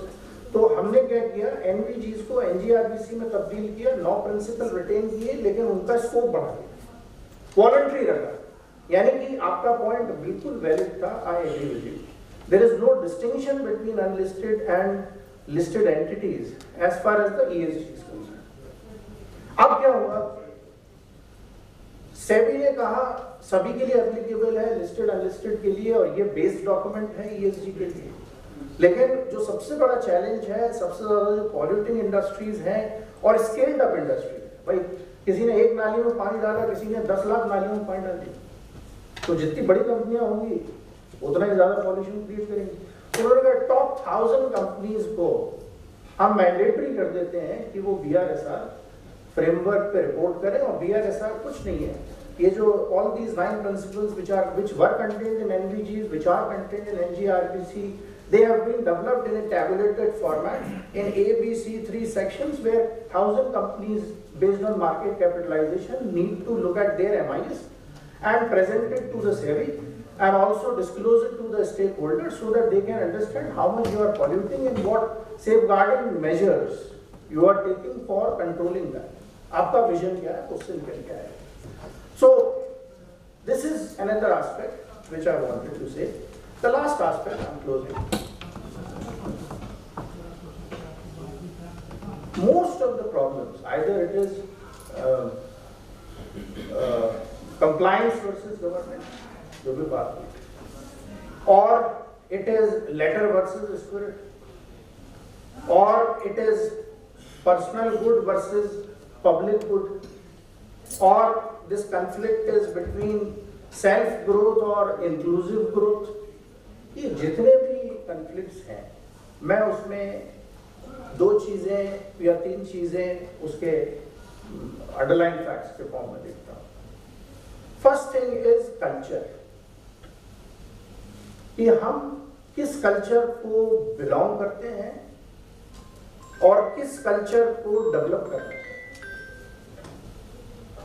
अगर हम सही कल्चर को बिलोंग नहीं करते तो भी हमारे पास अपॉर्चुनिटीज हैं सही कल्चर डेवलप करने की as far as the organization. अगर हम अच्छे कल्चर को बिलोंग करते हैं तब और बड़ा चैलेंज है उसी कल्चर को और कल्चरल नुआंसेस को रिटेन करने की और इनकलकेट करने की बात आई थी कि उसको इनकलकेट करने की in each and every employee of the organization, जो हमारे यहाँ बहुत सारी कंपनीज ने किया है। देखिए इंडिया जो है वो फाउंडर प्रमोटेड ऑर्गेनाइजेशंस हैं, we have a dominance of founder promoted organizations, लेकिन सारे ऑर्गेनाइजेशंस फाउंडर ड्रिवन नहीं है। There are organizations, Tata is one of the examples. They have their own TAS, Tata Administrative Services. They groom people right from the day one for the leadership roles, and then they place them as CEOs, MDs, board members across different companies. Because there are so many number of companies, and how much companies Mr. Tata can really dictate and dominate that company has to be run in this way. No. Completely professionally managed roles. So there are many who are in this bucket. But yet many more who are still founder promoted and founder governed and founder dominated. So there the element of culture is very, very important. अगर आप उसको समझ जाएंगे, softer aspects को समझ जाएंगे, dynamics को समझ जाएंगे, तो ये mechanics तो आप समझ जाएंगे. Mechanics को समझना उतना मुश्किल नहीं होता, ये मेरा सोच है. आसान होता है, किताबों से भी पढ़ा जा सकता है. Dynamics को समझना और उसको develop करना सबसे मुश्किल है. So first dynamics is culture. Second dynamics जो मैं कहना चाहता हूँ, that is ethics and integrity. अगर आप इस बात को सोच लें कि मैं जो भी करूंगा वो एथिक्स और इंटीग्रिटी के टच स्टोन पर टेस्ट करूंगा, जो चीज मुझे स्वीकार्य नहीं है मैं उस चीज को प्रैक्टिस नहीं करूंगा, देन ये दोनों आपस में इंटरेक्ट करना शुरू कर देंगे, culture and ethics and integrity. और तीसरी चीज जो सबसे जरूरी होती है, इसमें से बहुत सारे लोग फाउंडर्स बनेंगे, होंगे भी, अभी भी फाउंडर्स होंगे, करेज. सिस्टम हमेशा हमारा पेशेंस चेक करता है, और केवल सिस्टम नहीं, हमारा तो घर में पेशेंस चेक होता है सुबह गुड मॉर्निंग होने के बाद, और रात को सोने से पहले भी हमारा patience level, endurance level test होता है, रोड टेस्ट होता है कि ये टायर फट तो नहीं जाएगा रोड का, और डेली टेस्ट होता रहता है कब तक नहीं फटेगा.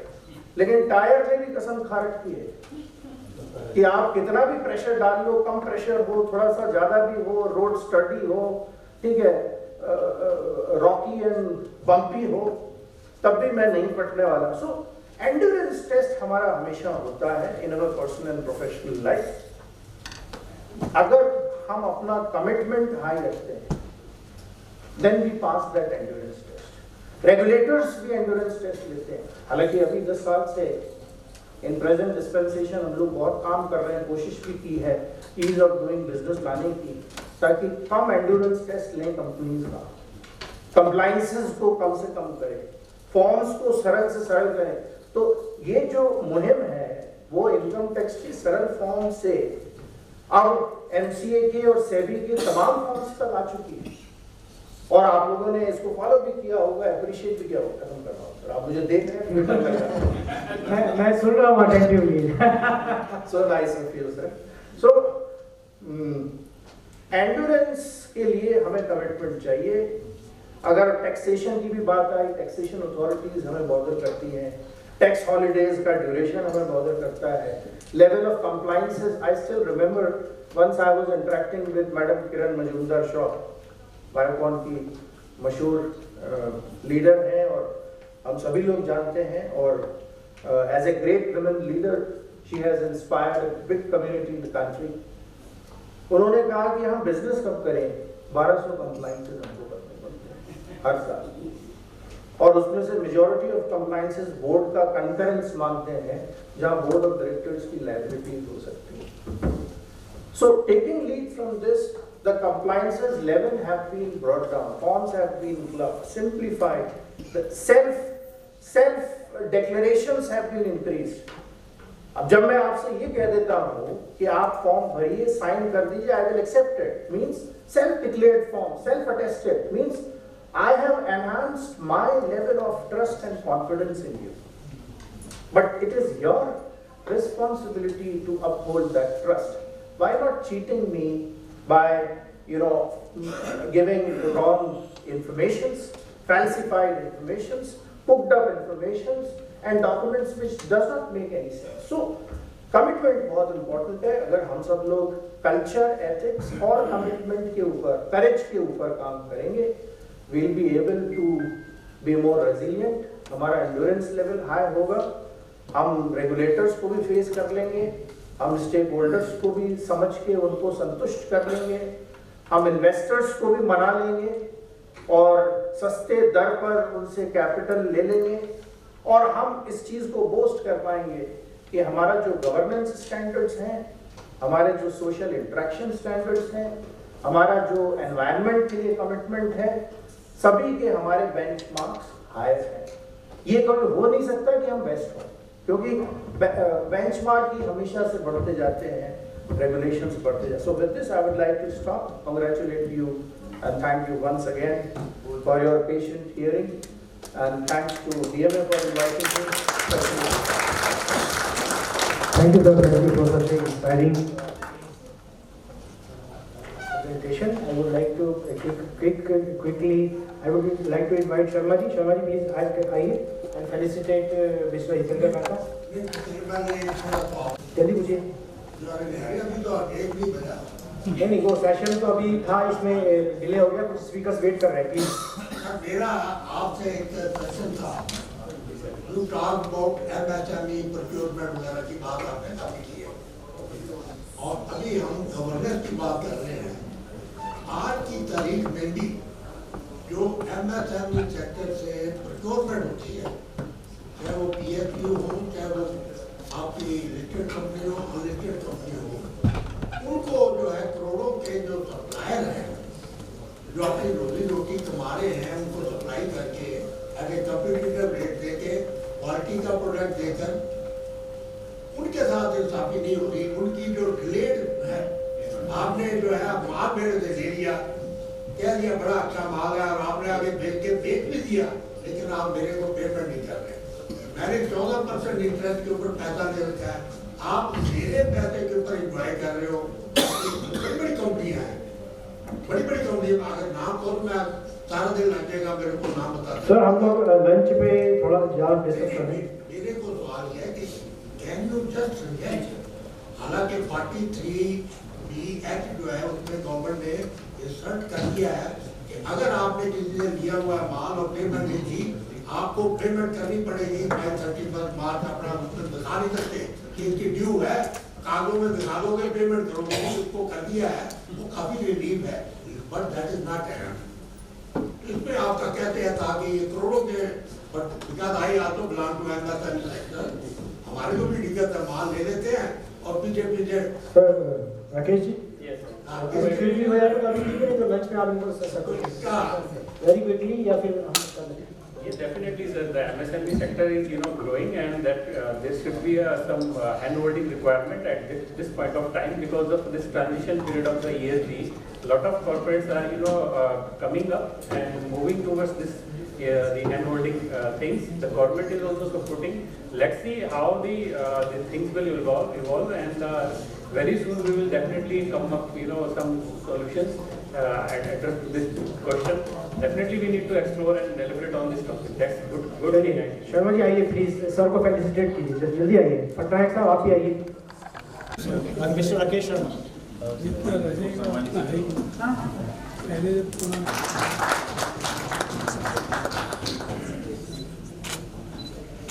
Thank you, sir. Sir, please.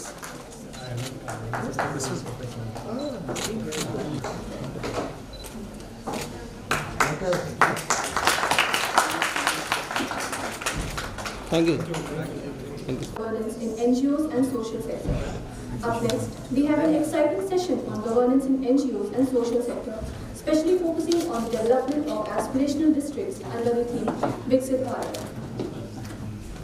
I'd like to invite the following experts to share their insights. I would like to call Mr. Praveen Kaur, Head of CSR and Sustainability at Spark in the group, and Ms. Amrita Monga Kapoor, CEO of Swadhar Finaxis, and Ms. Deepanvita Chakrabarti, Regional Director of Corporate Responsibility and Sustainable Development at Kargil, Mr. Vinod Pandey, former Managing Director of SBI Foundation. Can you please all come on the stage? Finance Limited.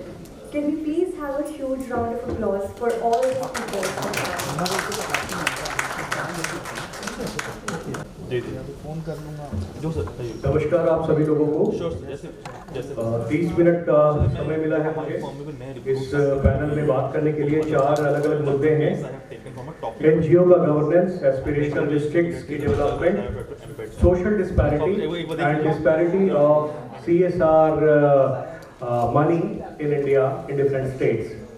तो इन 4 मुद्दों को हम लोग cover करेंगे इस 30 minute के समय में। और शुरुआत करता हूं मैं अपने पैनल मेंबर्स से भी आपका इंट्रोडक्शन कराऊंगा। Let us look at India today. No, I am not talking about the magazine. Our India today, हमारा भारत आज के परिवेश में इकोनॉमी की बात करते हैं। $3.5 ट्रिलियन USD इकोनॉमी हमारी साइज है। और वर्ल्ड बैंक का कहना है कि हम जल्द ही $10 ट्रिलियन पहुंचने वाले हैं। विकसित भारत की मैं बात करूं, 2047 की बात यदि मैं करता हूं तो 35 ट्रिलियन USD इकोनॉमी की बात होती है विकसित भारत के बारे में, जिसका थीम है सबका साथ, सबका विकास और सबका प्रयास। तो जब हम प्रयास की बात करते हैं, it talks about stake holdership. तो कई स्टेक होल्डर्स हैं जिनके प्रयास सामने आने हैं, जिसके बारे में आज हम बात करेंगे। Let me first talk about the NGO. मेरी जो अंडरस्टैंडिंग गैर सरकारी संस्थान के बारे में बनती है, एनजीओ को हम कई नाम से जानते हैं। नॉन गवर्नमेंट ऑर्गेनाइजेशन के अलावे हम इन्हें नॉट फॉर प्रॉफिट ऑर्गेनाइजेशन भी कहते हैं। Not for profit, okay. जो सार है वो इसके नाम में छिपा हुआ है। सरकारी को गैर कर दीजिए, गैर सरकारी। प्रॉफिट को नॉट कर दीजिए, not for profit. Will try to think on all such aspects. CSO, community based organization, sorry, civil society organization, बिल्कुल। हमने नॉट फॉर प्रॉफिट की बात की। नॉट फॉर प्रॉफिट कंपनीज भी होती हैं, section 8 company, section 25 companies, charity organization, registered society, registered trust, third sector organization, grassroot organization, self help group organizations, ये सारे होते हैं एनजीओज।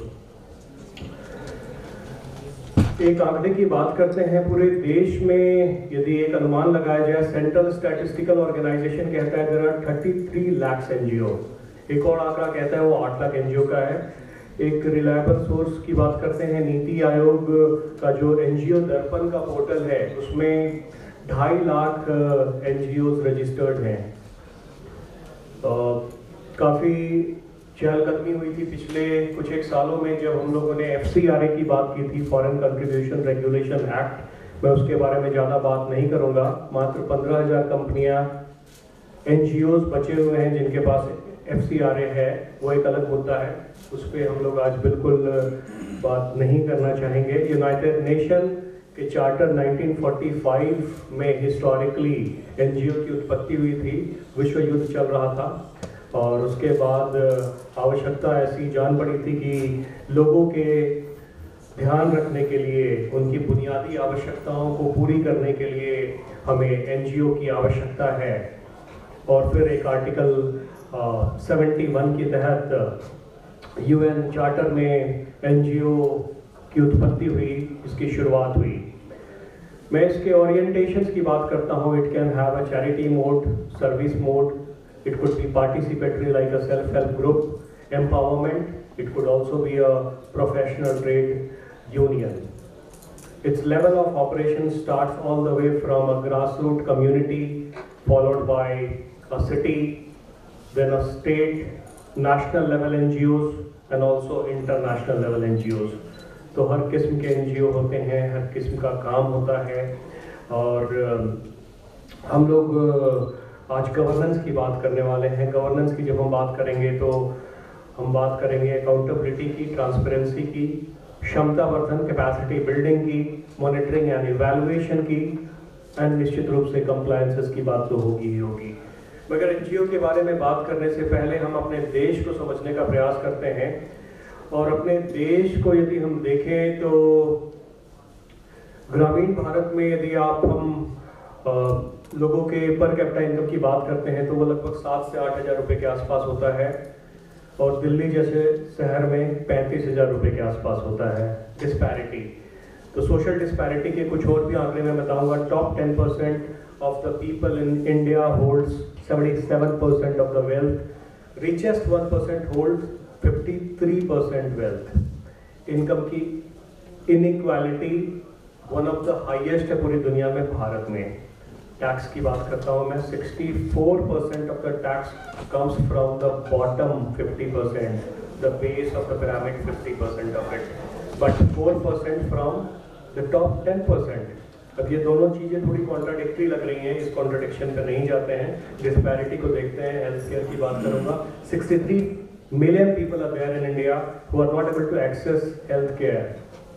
फूड की बात करता हूँ, 74% can not afford healthy diet. 2200 calorie की हम बात करते हैं, they are not able to afford it. Global hunger index में 28.7% हमारा मार्क्स है, काफ़ी अलार्मिंग है। जितना हाई होता है उतना बढ़िया होता है, पास मार्क्स से भी नीचे हैं हम लोग। जेंडर की डिस्पैरिटी की बात करते हैं, 127 रैंक है 146 में, फर्स्ट रैंक बेस्ट होता है, तो आप समझ लीजिए हम बिल्कुल निचले पायदान पे हैं। हमारे साथ दीपान्विता चक्रवर्ती जी हैं, regional director corporate responsibility sustainability development Asia Pacific Kargil से। मैडम, हम आपसे समझना चाहेंगे सोशल डिस्पैरिटी के बारे में, and social disparity how is it impacting our nation for its growth, for its development. और साथ ही साथ यदि आप थोड़े से एनजीओ के रोल को भी इसके साथ कनेक्ट करना चाहेंगे, that will be the best thing. Over to you ma'am. Hi, thanks Praveen and thanks everybody for having us here. Am I audible? ये पोडियम पर आगे तो अच्छा रहेगा, वो थोड़ा अच्छा। So let her to be comfortable wherever she is. Yeah. All right, sir. Thank you very much. Well, I think I am not going to be able to provide any new information about the social disparity that exists in our country. I think all of us have faced it, seen it, experienced it. And of course, in the age of information technology and in the digital world that we live, I think we are bombarded with information whether we like it or not. We see information that is valid, sometimes not valid. I'm not getting there. But let's talk about the realities, right? Well, I was born, and I just make it a little personal. I was born and raised in a state in our country called Arunachal Pradesh, which is in the northeastern part of the country, northeasternmost part of the country, which is also called the land of rising sun in India. Sounds really nice, right? I am going to fast forward a little bit. We had a really good life. My parents were in the conservator of forests, so we live in the mountains. We, had homegrown vegetables and fruits and didn't realize that it was such a boon when we were there because it was taken for granted. But I come to Delhi to pursue education and career and so on and so forth.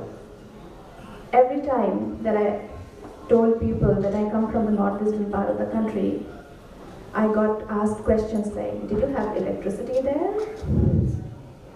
Did you have a television? I'm not even going into the rural setup right now. Okay? I'm talking about myself. Somebody having come from that part. So somebody in the previous panel talked about mindset, right? I have personally felt that. And I think it is no alien concept to any one of us who has gone to a Delhi university or has been on the streets of Delhi and has heard a person from North. I do not even belong native to that person. I belong to Kolkata, was born and raised there. But a person from that part of the country that looks a certain way or talks a certain way, how do they get treated in our own city? I think that's a glaring example of how things are perceived and what social disparity could translate into. it's very deeply ingrained in our mindsets. It comes from being ruled for 200 plus years by the colonialism or whatever it stems from, but it is very, very deeply rooted inside of us. And you know, I as in my career right now, I get a chance to work in the deep, as we say, the deep end of the pool, where, you know, be it a remote village in Maharashtra or in Karnataka or in Haryana, in Mewat or in Rajasthan, in Madhya Pradesh. It's important that when we are looking at the disparity conversation, you know, and Praveen gave some really good examples of numbers, I'm not going to repeat all of that. When we talk about all of that, it's actually to meet those people where they are. It's very easy to sit here for all of us and make discourses. And I represent a corporate, right? But it is just as difficult to really meet people where they are and create solutions, keeping them at the center. And I speak about it from a corporate standpoint, from a not-for-profit NGO, that entire gamut standpoint, and also from the policymaker standpoint. I think this, when we talk about leaving no one behind, it is important for us to really think about it in a very intrinsic way and be absolutely honest to us, ourselves, and to the rest of the folks around us, whether or not it is our conscience that is speaking when we talk about leaving no one behind. I think Dr. Praveen Gupta was talking about the milkman in the yesteryears that we knew about, or the washerman, or the help who came to home. What stops us from being more human? I think disparity or discrimination is a factor that we have created on our own. I do not think God ever told us to discriminate. It's a doing of us humans, be it in one country that we are in, which is our own country, or when we go beyond boundaries. It unfortunately exists everywhere. Now let's talk a little bit about, since I have the privilege of being here, let's also talk a little bit about what can we do. Again, it comes back to this, right? What is it that I as an individual can make an impact on, and then collectivize and then institutionalize, starting from me as an individual, my family members, and then going out of the institutions, education, corporations, so on and so forth. I think it's like, you know, when it goes in concentric circles, the ripple effect, the replication scale, the scale, everything can go up, and it's just not esoteric. I've had some really good examples that I've had a chance to be part of and experience as an individual myself, working in the development sector. Coming back to the not-for-profit organizations, when we talk about making an impact, especially for places, for women who do not have access to digital literacy today. We are talking about startup ecosystem, we are talking about getting access to finance. There are a lot of CAs and CS people sitting in the room. But if we do not take care of those fundamental aspects, things won't change, right? We cannot have a startup ecosystem without considering that more than half of these women who are sitting in the rural ecosystem, they might have a cell phone or a smartphone at home, but they're the last ones who get to access it. So when we talk about them being part of the business ecosystem or become economically viable, get access to information about nutrition, education, health, what have you, how can we enable that? I think those are the important aspects, and not-for-profits is when, the concept that I wanted to bring in here is they can play such a critical role. There is philanthropic grant available, there is donor funding available. We also know that there are schemes available from the government, but who is bridging the gap to get that information and then make that connection between players who can make that happen? There is a surplus and there is a deficit. Who is making the connection? I think in this case, the not-for-profit sector has a great role to play, and therefore comes in credibility, accountability, reliability, really being absolutely clinical about creating impact. And that creates trust, And I can talk about it from a corporate standpoint, that we're always seeking those kind of partners that we can work with, who have the same value system, who have the core values in place, who have their integrity, honesty. I know these are great words, but or probably very simple words, but they really rule the roost and they make the difference in the world. So thank you. Thank you very much, Deepanvita. You talked about the disparities, the discriminations, the way the country is having different kind of corners to represent, and these are the facts with which we are living. You said 200 years or more, but there are solutions also available. Solutions are also known, and NGOs will have the role to play, the significant role to play. You also emphasize on partnerships and collaborations where we can actually leverage strengths from each other, to learn from each other what is the best thing to be done to address to a particular need, to address to a problem statement. So thank you very much for that.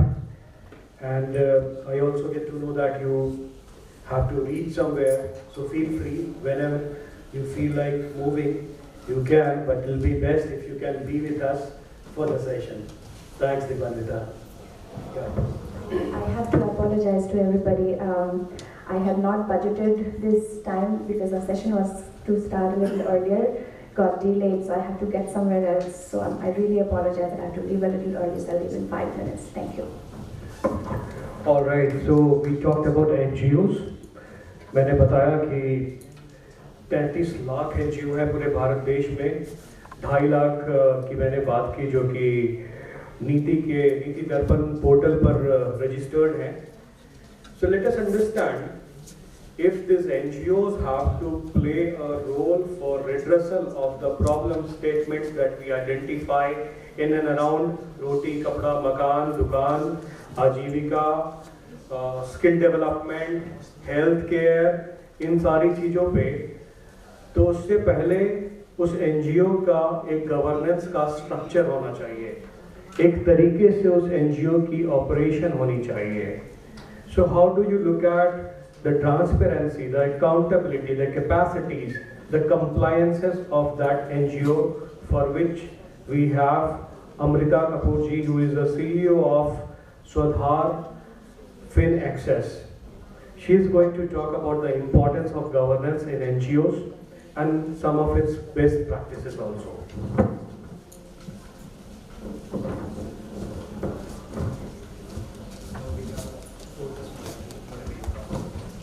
Thank you.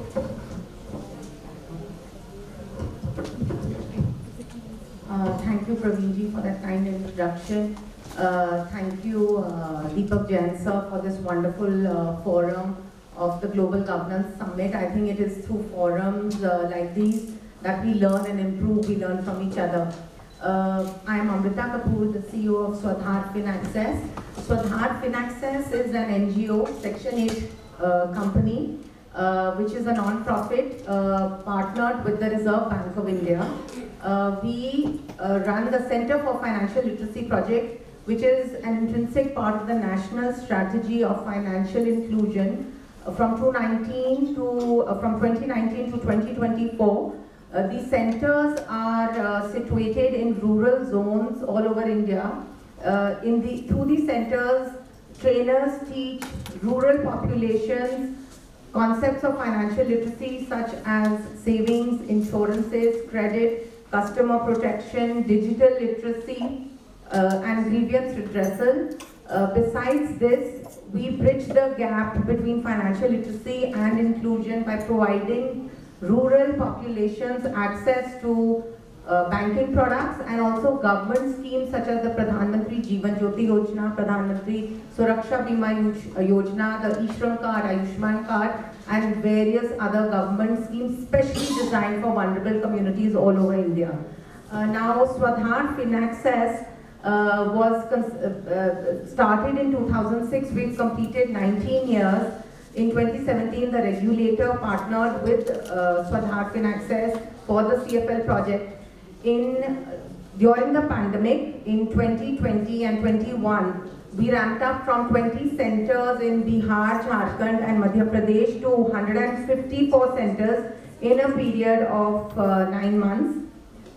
We have also partnered with the Bill and Melinda Gates Foundation to run a research project to study behavior research and improve our content and training.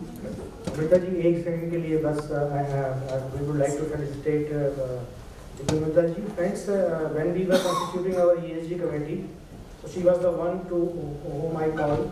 Actually हमारी DMA committee में छवि जी हैं and Anuradha Sharma. तो जब हमने DMA committee constitute की मेरे वाले challenge की कैसे कैसे तो अनुराधा जी बोला आप शुरू करो आप एक आप मेरी फ्रेंड है अनुराधा जी आप मुझसे बात करो किसी आप मना नहीं करेंगे. We called her, she accepted. But unfortunately तब से लेकर आज तक कुछ भी हमारी किसी कॉन्फ्रेंस में आ नहीं पाई थी. आज ये आई है तो एक बार थोड़ी सी क्लैरिटी हो जाएगी जो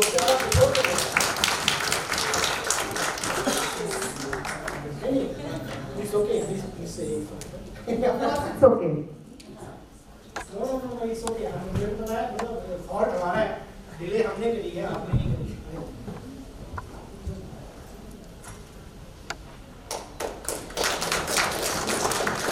Now, in 21, Swadhar Finaccess partnered with the Bill and Melinda Gates Foundation for a research project to study behavior science and really improve our training and content interventions in rural zones and aspirational districts all over India, so as to really bridge the gap between financial literacy and inclusion and to provide more inclusion to vulnerable and underserved communities.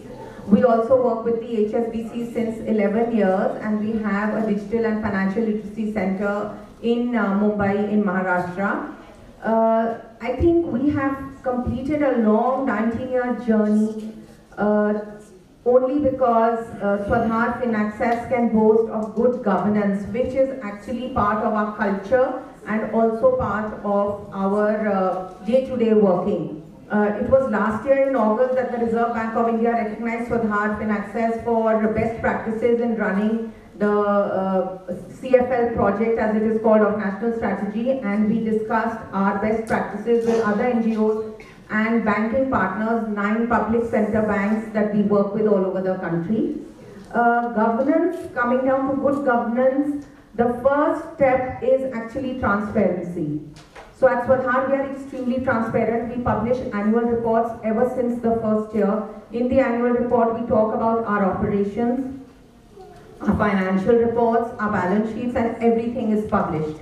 And that is why we have long-standing partnership with the Reserve Bank of India, with Gates Foundation. We have worked with Michael and Susan Dell Foundation. We have worked with Citibank, with HSBC and many other partners. The long-standing relationship can be attributed to good governance. So because we are transparent, we encourage our partners to come and conduct a due diligence. The whole team, including the board, myself, and operations heads, the accounts heads, HR managers, admin managers, everyone is completely accessible when a due diligence is being conducted. We are transparent, we show all our books, and we are also open to the good suggestions that potential partners make to us. To cite a very recent example, just in June, we were undergoing a due diligence with a potential partner, which is an international bank. And it went on for a week. They made 2 or 3 suggestions. I was completely accessible to them. They made 3 valid suggestions. I spoke to my founder. Our founder is extremely supportive, accessible, and forward-looking. We got it circulated through the board, and 3 improvements that our potential partner suggested were made within the week. Now, we informed them, we published that, and not only potential partners but also our long-standing partners appreciated, and we got emails saying this is fantastic that you've been able to implement this within a week. So I think good governance is not something that should be delayed. We should be open to learning. If someone is making a suggestion and it is a suggestion for good governance for global good, we should be open and accept and implement as soon as possible. That is a good practice in Swadhar. Coming to financial reporting and accountability, the NGO or non-profit is completely accountable to all its stakeholders, internal and external. We believe that at Swadhar we walk our talk. And as the earlier panelist had said, that you have to not only have this in theory, you have to really live good governance. So Swadhar lives good governance because not only do we publish our balance sheets and financial reporting, we also have board meetings quarterly. Now compliance and legal requirements requires a non-profit to have board meetings once in 6 months. At Swadhar, it is our best practice that we have a board meeting every 3 months. There is CEO representation at the board. The board is extremely open to everything that I say, takes suggestions, and I'm involved in decision making as well. It goes to show, again, good governance and how supportive the board is to implement transparency and accountability.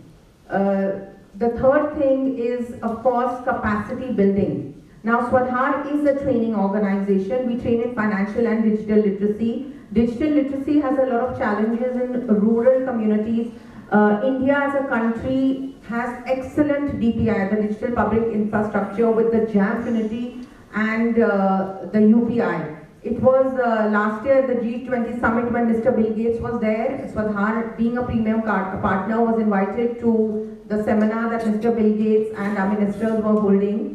And Mr. Bill Gates said that the whole world is looking at India for higher standards in digital public infrastructure. Now, with that comes a big responsibility. Swadhar works on the demand side to take DPI, JAM Trinity, UPI, and all the wonderful government schemes that have been specially designed for vulnerable communities in rural zones, like the Pradhan Mantri Jeevan Jyoti Yojana, Suraksha Bima Yojana, E-Shram Card, Ayushman Card, and many others, to the rural communities. Now, when rural communities are very low income and low literacy, how do we really take such a fabulous system to them? So we bridge that gap. We teach in local languages, and we also use a lot of soft skills. As also the earlier panelists spoke, the software issues are becoming very critical. All our trainers, and we have 400 trainers in Swadhar FinAccess as of today. We put ourselves in the position of the villagers and speak to them in local languages, understand their needs first, and then really train them and provide them access to the large DPI that India has today. So internal stakeholders and external stakeholders, their participation, their engagement is extremely critical for good governance. At Swadhar we uphold that. Besides that, monitoring and evaluation is extremely important. We are monitored by the Reserve Bank of India.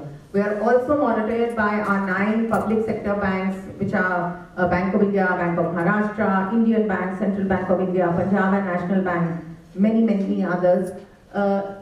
It is very stringent monitoring. We take it extremely positively. To cite an example, just last week I had called my operations head. I said, "आप बहुत busy हो, आप क्या कर रही हैं?" So she says, "Madam, हम 20 rupees का एक voucher बना रहे हैं, because जब हमने अपना OPEX सबमिट किया एक बैंक को, तो वो हमारे जो ट्रेनर गए 20 रुपए लगा ऑटो का, उसका voucher बना रहे हैं." So I said, "Well done," because when you're working with funding, you have to be transparent. And I can proudly say that Swadhar even accounts for 20-30 paisa. 20 rupees is still a large sum, and crores, of course. And our balance sheets are printed. If there is any underutilization of funds, we report that. Swadhar has an FCRA account. We hold our partners' funds with utmost sanctity. We are very transparent. That is the only way to have long-standing relationships with your partners. The next thing besides monitoring and evaluation is, of course, transparency again, because it is not something that is done one year and forgotten the next. So continuous transparency and accountability is the key to good governance.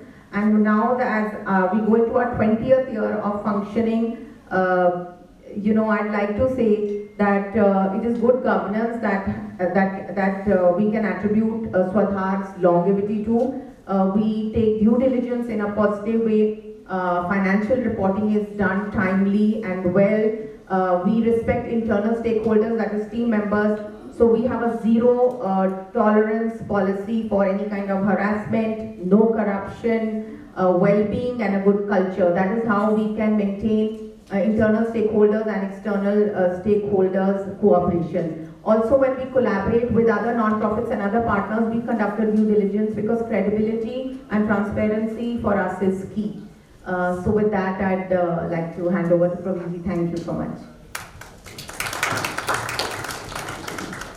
Thank you. That gives us a very good clarity that what all aspects should be there for the right and the best of the governance for any of the NGOs to operate in a country like India. So you've been working majorly on financial inclusion, and financial inclusion is also one of the key thematic area of intervention for aspirational district, and that's our third topic for the day, connected topic. When we talk about aspirational districts, these are the districts declared by Niti Aayog in the year 2013, and there are 112 districts and some 5 more districts were added later on by the Prime Minister Modi, and as per the aspirational districts program called ADP, there are state government collaboration and district administration supplementation with which the work takes place. So ultimately the idea is to look at the key word that we have for this panel, which is Viksit Bharat, and these all discussions are trying to be supplementing to that narrative of Viksit Bharat, and that is why we were talking about disparity first. And because there is a disparity, there are deprivation, there are vulnerability, there are programs, there are redressal, and to do those programs there are NGOs, and if there are NGOs, the NGOs have to be properly governed. And then if you also look at the social and the economic senses of deprivation, we will have to look at the aspirational districts, and we are looking at it, the thematic areas in which the aspirational district has to work on our health, nutrition, skill development, agriculture, water, education, financial inclusion, importantly, slum development and infrastructure development. Well, if you look at the nearby district, many of you would have gone to Mewat.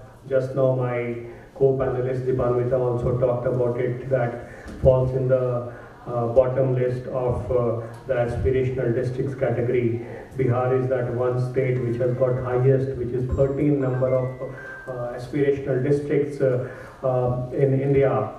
So close to like 27 states in India is having aspirational districts today. So it talks what is aspirational. Aspirational is something that you try to aspire, and what do you want to aspire? You want to aspire the narrative of the Viksit Bharat, Vikas, underdeveloped to developing to developed, and that's the progression that you have to achieve. And for all that progression, there are parameters, there are indicators. So to put more lights on it, I have Vinod Pandeyji, who is the ex-managing director of SBI Foundation.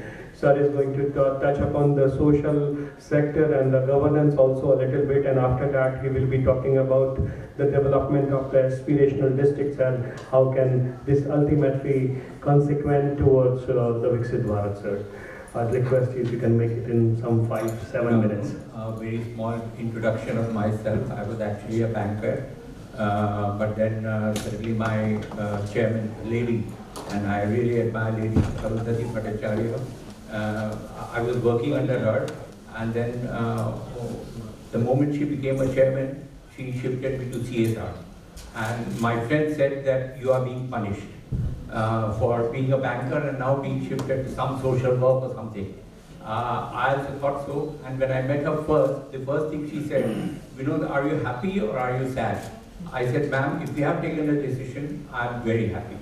And I'll tell you, since then, since 2013 onwards, I live in CSR, and I have loved the work. I love the social work in doing in State Bank, and for the past 7 years also, I have been advisor CSR in a corporate, and again I continue with another corporate a couple of months back.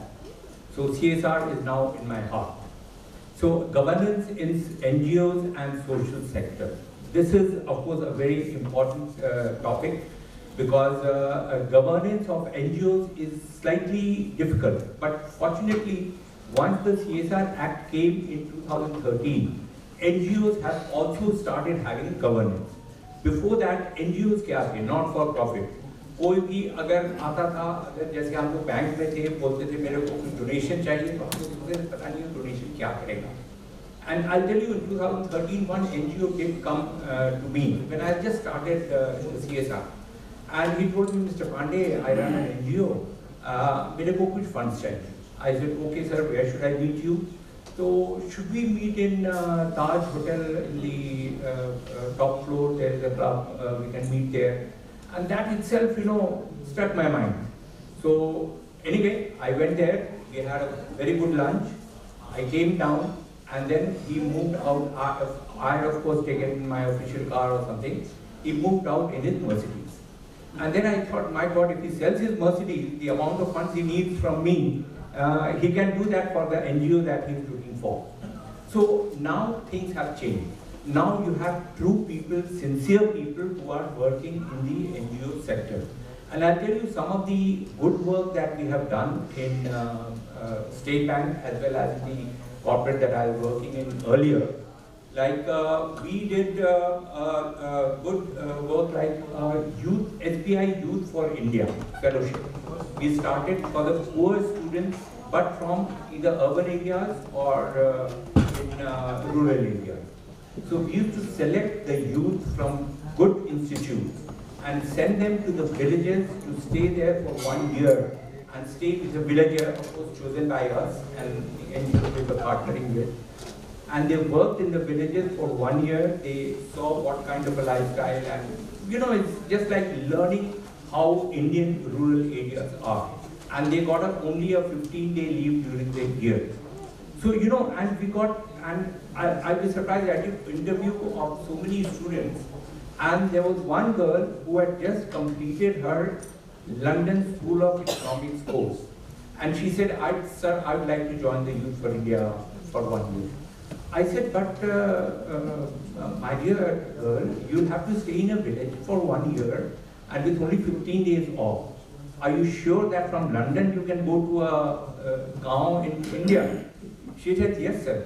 And I'll tell you, she was one of the best we had. She worked there, she learned how the villagers work, stay, live. See, these are all some unique things that we do.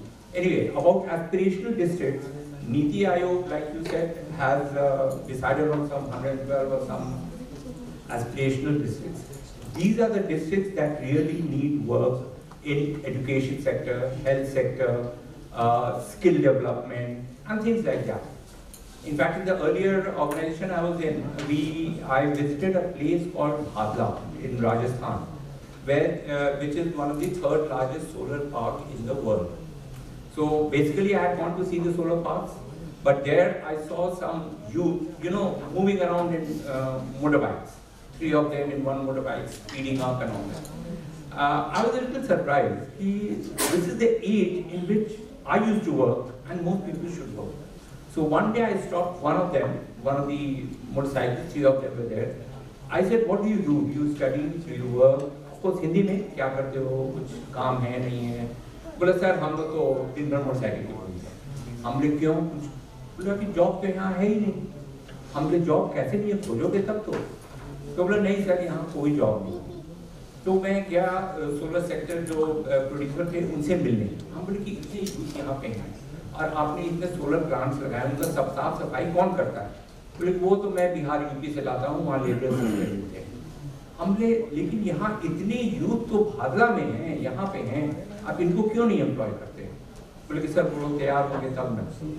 तो I stayed there for about a week, 10 days just for this. and I talked to some of the youth. I told them, would you like to do this? Solar panel सफाई करना वगैरह, पैसे भी कमाओगे, motorcycle में petrol भरने के पैसे मिल जाएंगे तुमको। तो बोला सर अगर जॉब मिले तो फिर सोलर प्लांट वाले जो थे वो बोले कि पहले वो स्किल डेवलपमेंट करना पड़ेगा। So we did a skill development program for 28 days in partnership with NPTI, National Power Training Institute. And I'll tell you, of the 25 or 30 people we trained, 18 of them got a job within a week. उनको करना क्या था कि solar plant clean करना था, solar panels clean करने थे और क्या थे, और कुछ पैसे कमा लेते। So these are some of the sectors which are unknown, not known to too many people. और CSR क्या है कि अभी भी, अब तो खैर चेंज कर गया है, लेकिन पहले क्या था, हम अगर SBI बॉम्बे में है तो आसपास के लोकेलिटी में हम खोजेंगे कहाँ CSR, कौन NGO है, कौन अच्छा है, उसको मैं दे दूँ। अब क्या है कि अब हम लोग धीरे धीरे डिस्ट्रिक्ट, स्मॉलर डिस्ट्रिक्ट में मूव कर रहे हैं, aspirational district like you have mentioned. We are now moving to Bihar, UP and all that. Bihar needs a lot of CSR fund, but who goes there? Not many people. But since I'm from Bihar, in State Bank, I did think that we must do some social sector, social work there, and we did do it because State Bank fortunately is located in Bihar also. So वहाँ के जो head थे उनको मैंने कहा कि आपका जो CSR बजट है वो बिहार में यूज कीजिए और मेरे को रिपोर्ट कीजिए कि आप क्या कर रहे हैं। So these are some of the things which needs to be done. And एक और जो हम लोगों ने किया था बच्चों के लिए, like computer literacy is very important. There is one SOS Children's Village of India. All of you would have heard of it. So I visited one of them. और वहाँ पे क्या है कि जो बच्चे आते हैं ना, वो generally अनाथ होते हैं, मतलब उनके पेरेंट्स नहीं होते, तो उनको SOS Children's Village देता है। तो हम एक विलेज में गए, वहाँ पे करीब 30 या 40 बच्चे थे और एक कंप्यूटर था। तो अब एक कंप्यूटर में कितने लोग कंप्यूटर लिटरेसी गेन करेंगे? तो मैंने उनसे पूछा कि can I donate some computers to you? So we donated some 156 computers to all their villages. They have 20 or 22 villages. They distributed the computers and also said that personal computer तो मैं donate कर रहा हूँ, training आप लोग दीजिए, वहाँ पे जो मॉनिटर रहते हैं वो ट्रेनिंग तो दे ही सकते हैं, तो वो ट्रेनिंग दिए उनको। और of course later on when I visited, I saw that most of their students were actually waiting कि मेरा टर्न कब आएगा पर्सनल कंप्यूटर पे कुछ काम करने का। तो वो सब है। So these are small little things which we need to do and go a little out of the box. CSR law तो बना है, उसमें क्राइटेरिया भी दिया हुआ है क्या क्या करना है, लेकिन कोई ज़रूरी नहीं है कि आप उसको फॉलो करें। You can shift a little bit here and there and still do it. Of course health is important. Health के लिए भी हम लोगों ने बहुत काम किया, mobile health clinics in rural areas, those are some of the things that we have done. And of course for development of the social sector, again networking is important, because आपको अगर aspirational districts में जाना है, तो हम तो दिल्ली में बैठे हुए हैं, हमको पता कैसे चलेगा कि कौन से डिस्ट्रिक्ट का क्या वो है। तो इस तरह के जो प्रोग्राम्स होते हैं, यहाँ पे अगर हम नेटवर्किंग करें, हमें पता चलेगा कि शायद राजस्थान में ये डिस्ट्रिक्ट है जो बहुत पुअर है, बिहार में ये जगह है जो बहुत पुअर है। तो maybe I can suggest to my corporate that let us move to these districts instead of just Delhi, Bombay, Calcutta, Madras. I mean, they are in any case they can be managed. So these are some of the issues that I thought I will discuss. And apart from that, in the social sector, what is very important is teamwork. Whoever is working in your organization, the teamwork should be important. Effective communication and governance. Communication, where do you get? Communication you get in places like these, where we have such conferences, we communicate with each other, we come to know about what you are doing, what I should be doing. Then empathetic engagement, that is very important. A person who is empathetic can only work in the social sector, not everyone else. Because I remember what I said earlier, from SBI camps to CSR, I was told that you are being punished. I was not being punished, and I love the work. then critical thinking, networking, problem solving also, we can discuss with each other what are your problems in your sector so that I can take care of it. Then knowledge sharing, partnership, emotional mind. Emotional mind is very, very important in the social sector. You cannot work in slum areas, in villages, in small towns where you don't have an emotion. There is a NGO in Gurgaon which works for old people who are rejected by the family. The name I forget. Earth Savior. Earth Savior Foundation. Earth Savior Foundation, I even give my personal, whenever I have to save income tax, I donate to them. Why should I donate to someone else? And why should I pay tax?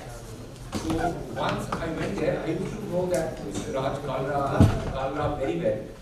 So I said, why did you start? And then some history he told me. One day, when I came to Earth Savior Foundation in the morning, we saw a person, an old person, tied to a pillar just outside Earth Savior Foundation.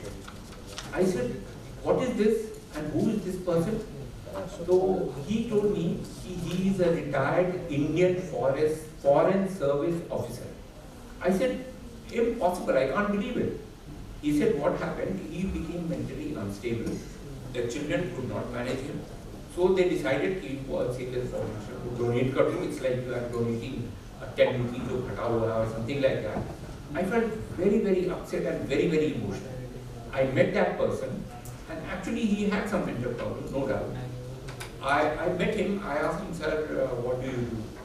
I am an ambassador in Belgium. He said very point blank. And then, of course, I felt very sad that imagine a person in the Indian Foreign Service and living in Earth Savior Foundation. Anyway, I talked to him, discussed with him a lot of other issues for about half an hour, and then I left. So these are the kind of NGOs which we really need, particularly in urban areas. Rural areas, of course, you don't need because the family generally takes care of their older parents. So these are some of my experiences basically have shared, not much on the topic that was given. So if there is any question, I'm always ready. Excellent. I think जो practical examples से जो हमें learning मिलती है किसी भी मुद्दे की वो best होती है.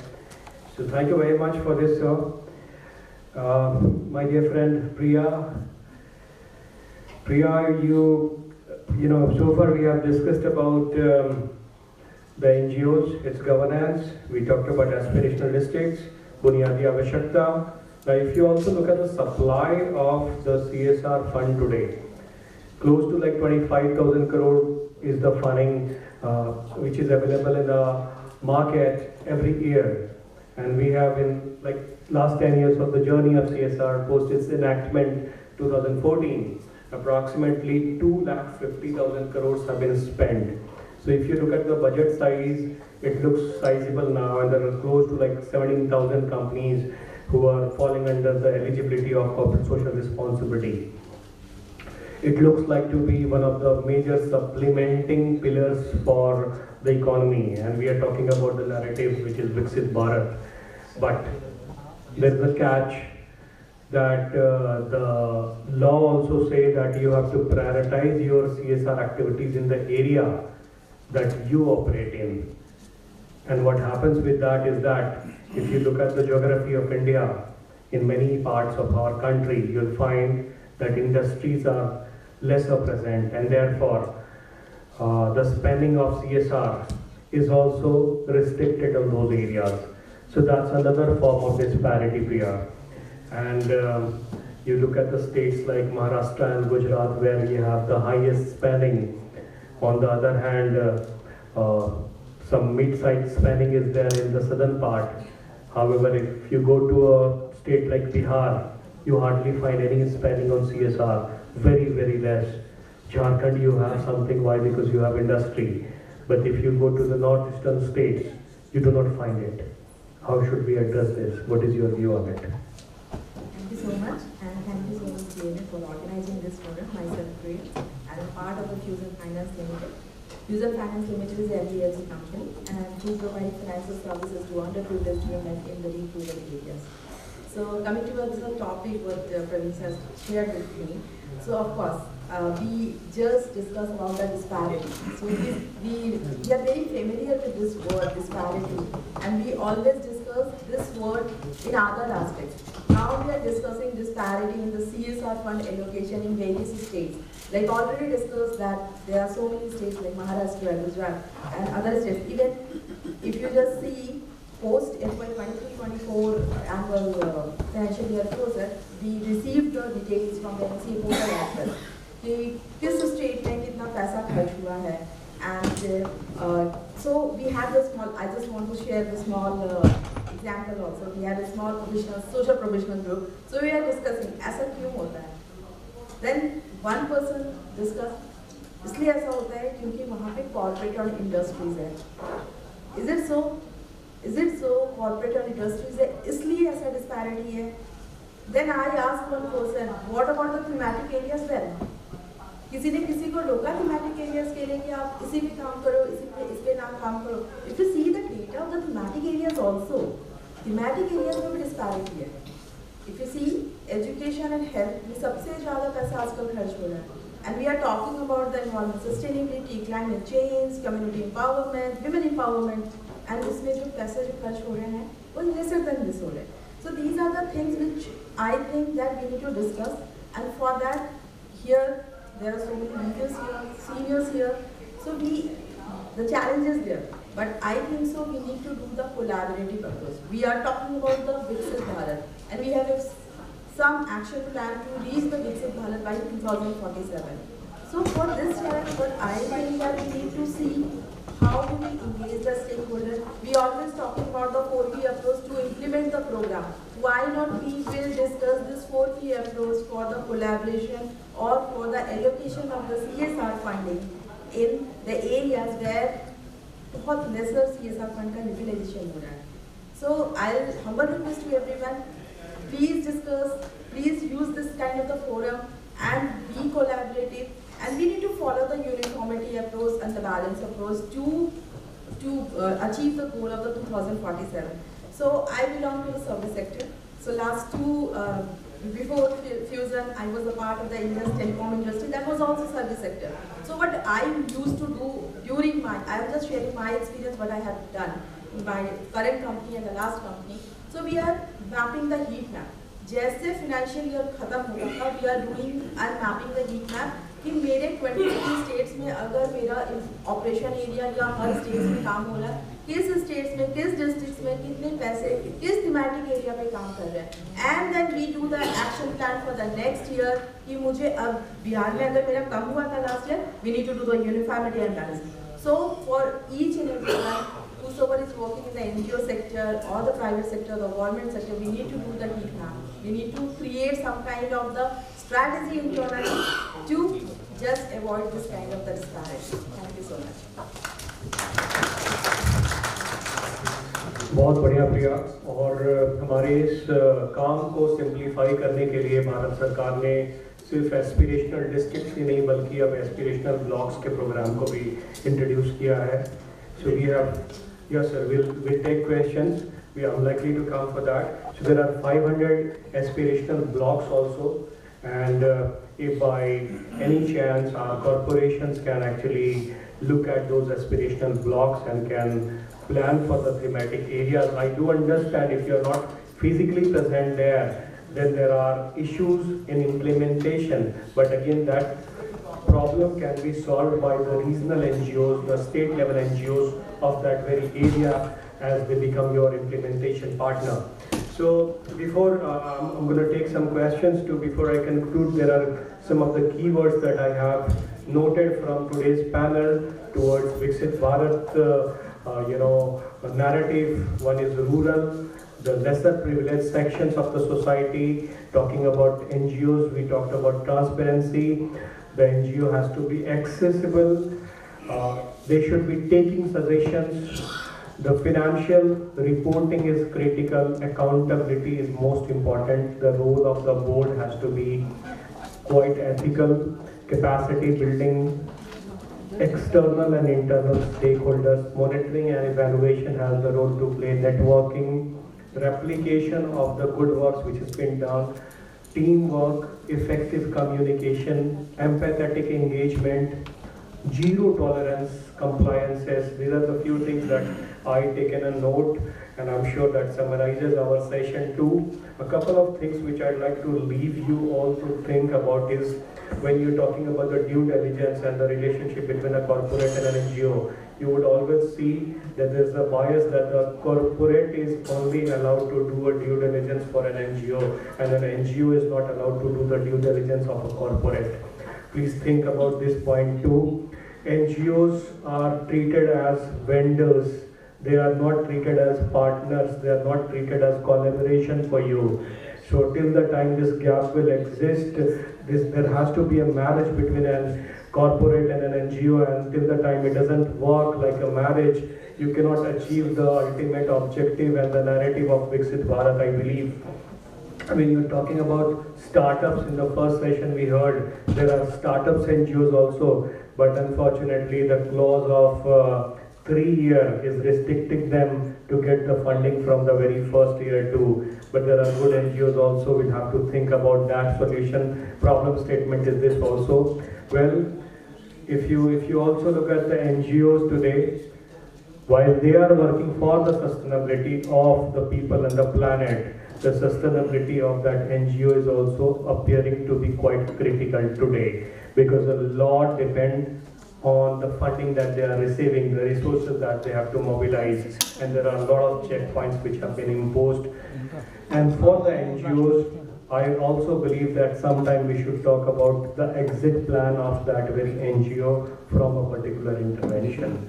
So these are the few thoughts that I'd like to leave you with. But before I close, let me take maybe 3 questions, one from this side, one from the middle, and the last one from that side. You can raise your hand, and I request you to restrict to your question. Yes. One of the challenges for the activity and the sector. Now, we also have the social stock exchange, right, which the market regulator had very strongly advocated. How do you see that planning up? Do you still see there are regulatory hurdles from the type of instruments that you can list, right? Because you have zero coupon bonds, and I mean, overall from a regulatory framework, from that perspective, what would be your take on that? Sure. Anybody would like to take that? So the social stock exchange is actually a very phenomenal concept, also because gives non-profits more relevance, because today in the VUCA environment, the environment that is so complex and uncertain, I think non-profits are playing such a critical role to create social and social equalities and equalities across different, gender equality, income equalities, that being listed in a stock exchange, especially the social stock exchange, will make it more relevant, will make it more sustainable as well, and it will encourage good governance of NGOs. Swadhar itself is considering a listing on the social stock exchange. In fact, we've had several conversations this year for the same, because if you have good governance, then being listed on the social stock exchange, good governance is the prerequisite, and also going forward it will maintain that. So I think this is a really very good step, and for us, we've already had an outreach where we've trained 7.2 million people from rural zones as of today. And in 21, we had trained 1 million in a year. And as of now, because of our good governance policies and good relationships with our partners and funders who actually support us. So, I'm very thankful to our partners and funders who are supporting us to do good work. We are now training 1 million starting this financial year, FY 24-25. We've already trained 1 million in April, May, June in the first quarter.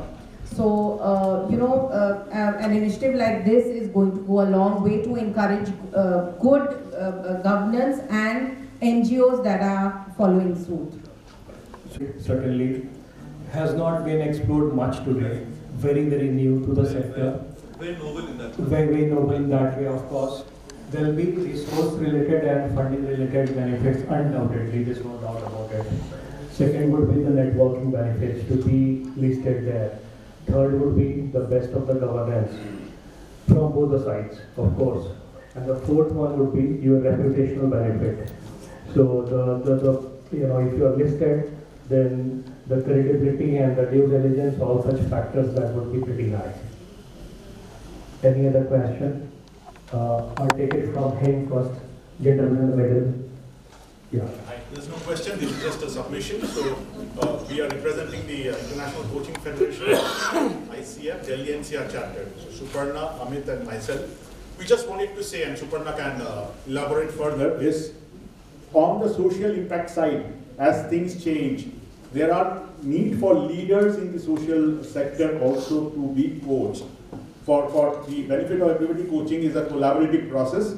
ये कोई training नहीं है, तो leader के साथ collaborate करके एक creative और थॉट प्रोवोकिंग मोड का माध्यम to unlock the potential. So we see more such opportunities for coaches as a community to commit our time in a pro bono or a low bono way to support this significant change of governance and sustainability in the social sector. I just possibly ask Suparna to describe one such project. Thank you, Kaushik. And this is a very interesting platform for us because I think the themes which are coming through for us is internal governance, because you're looking at changing mindsets and you're looking at changing our behavior collectively and individually. So a lot of the conversation is about systemic social change. There are different actors and there are different players in this. And we would look at, I think, collaborations and partnerships, so that whatever impact, whether you're looking at an individual as a person or as an NGO or as any organization, we can look at a win-win situation where we can accelerate social impact through coaching. Thank you. Certainly. Thank you very much. I think that's a very important point what you mentioned, ma'am. And it depends a lot on each of the stakeholders. We're talking about the term called impact. The social impact is a very big thing. It doesn't get achieved within like an year or two. At times, the corporate funders expect that आज मैंने funding की है और अगले साल आप impact दिखा दीजिए. So basically that is in the form of an output, then outcome, and then finally the impact. This is what I wanted to add. But yes, quite apt what you said. I'll take, sir, please. Yes, sir. My name is S.N. Sharma. Yes. I am associated with the corporate social responsibility since this scheme was started. I am member of Global Compact Network India, the UNDP. UNDP. So what you said, when you were working in the State Bank of India, and that duty was assigned by the chairman to look for CSR. बड़ा unpopular था एक banker के लिए CSR को देना, या loan में मोटे मोटे पैसे मिलते हैं, यहाँ तो कुछ नहीं मिलता। नहीं, आपने एक बड़ी महत्वपूर्ण बात करी कि आपको ताज पैलेस होटल पे जो ऊपर का टॉप फ्लोर है, वहाँ पर उन्होंने कहा कि वहाँ आइए। वहाँ जब आप गए और मर्सिडीज कार में वो आए, आप भी गए। मेरा कहने का आपको मतलब ये है कि ये मर्सिडीज कार वाले, बड़े कार वाले ही जो कॉर्पोरेट के CSR फंड को लेने में कामयाब होते हैं। जो NGO जमीन से जुड़ी हुई है, गांव का एक विलेजर उनको जानता है, एक आदमी जानता है, उनको फंड नहीं मिलते। वो बेचारे ऐसे सेमिनार में आते हैं, कार्ड लेते हैं और उसके बाद कहते हैं अब मेरे ऑफिस में आ जाए, उनको कभी नहीं मिलता है। ऐसे ही आदमी को मिलती है। And they are not doing, वो अपना प्रेजेंटेशन बड़ी अच्छी होती है, मंत्री को बड़ा अच्छा, MD को अच्छा, अंदर से खोखला होता है। What is your opinion? कह रहे हैं वो हमारे समझ से करीब 7, 8, 10 साल पहले फैक्ट था कि जो बड़े बड़े लोग हमारे चेंबर में आएंगे, पैसे मांगेंगे, खूब अच्छे से बात करेंगे, अंग्रेजी में बात करेंगे, उनको मैं पैसे दूंगा बिकॉज मैं कन्विंस हो जाऊंगा कि ये शायद अच्छे काम कर रहे हैं।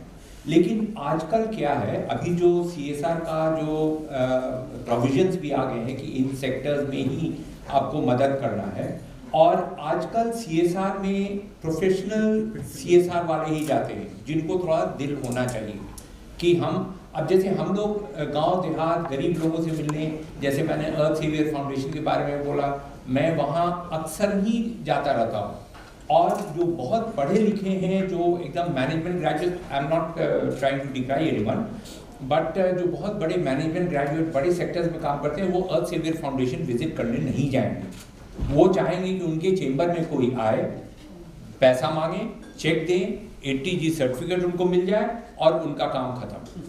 लेकिन CSR में you need how, you have to really be emotional and sensitive to work in that sector. और आजकल जो CSR में जाते हैं कॉर्पोरेट्स में भी, वो भी सभी लोग नहीं जाते हैं, प्रोफेशनल नहीं जाते हैं, जो इच्छा जताते हैं उन्हीं को CSR में भेजा जाता है।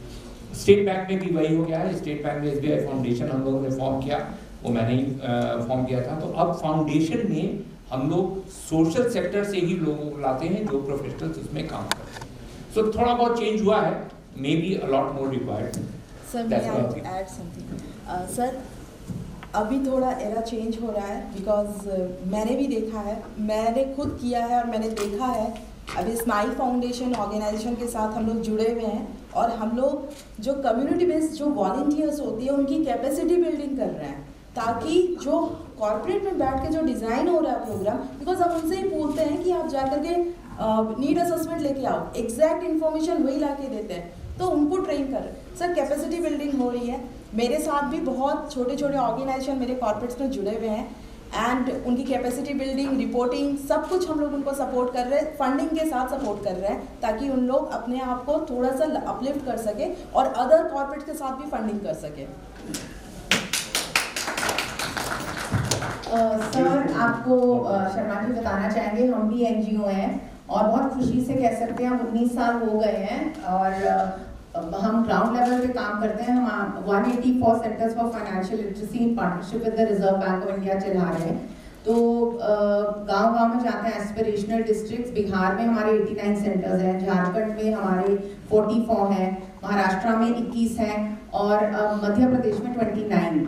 और हम खुद गांव में जाते हैं, हमारे जो 400 वर्कर्स हैं गांव से जुड़े हुए हैं, और ये फिर से गुड गवर्नेंस की बात हो जाती है कि जो टॉप मैनेजमेंट है, and we have a very lean top management at Swadhar. हम लोग गांव कितना जाते हैं, हम वो कैसे अपने फंडर्स को प्रेजेंट करते हैं, वो आकर फील्ड विजिट्स करते हैं।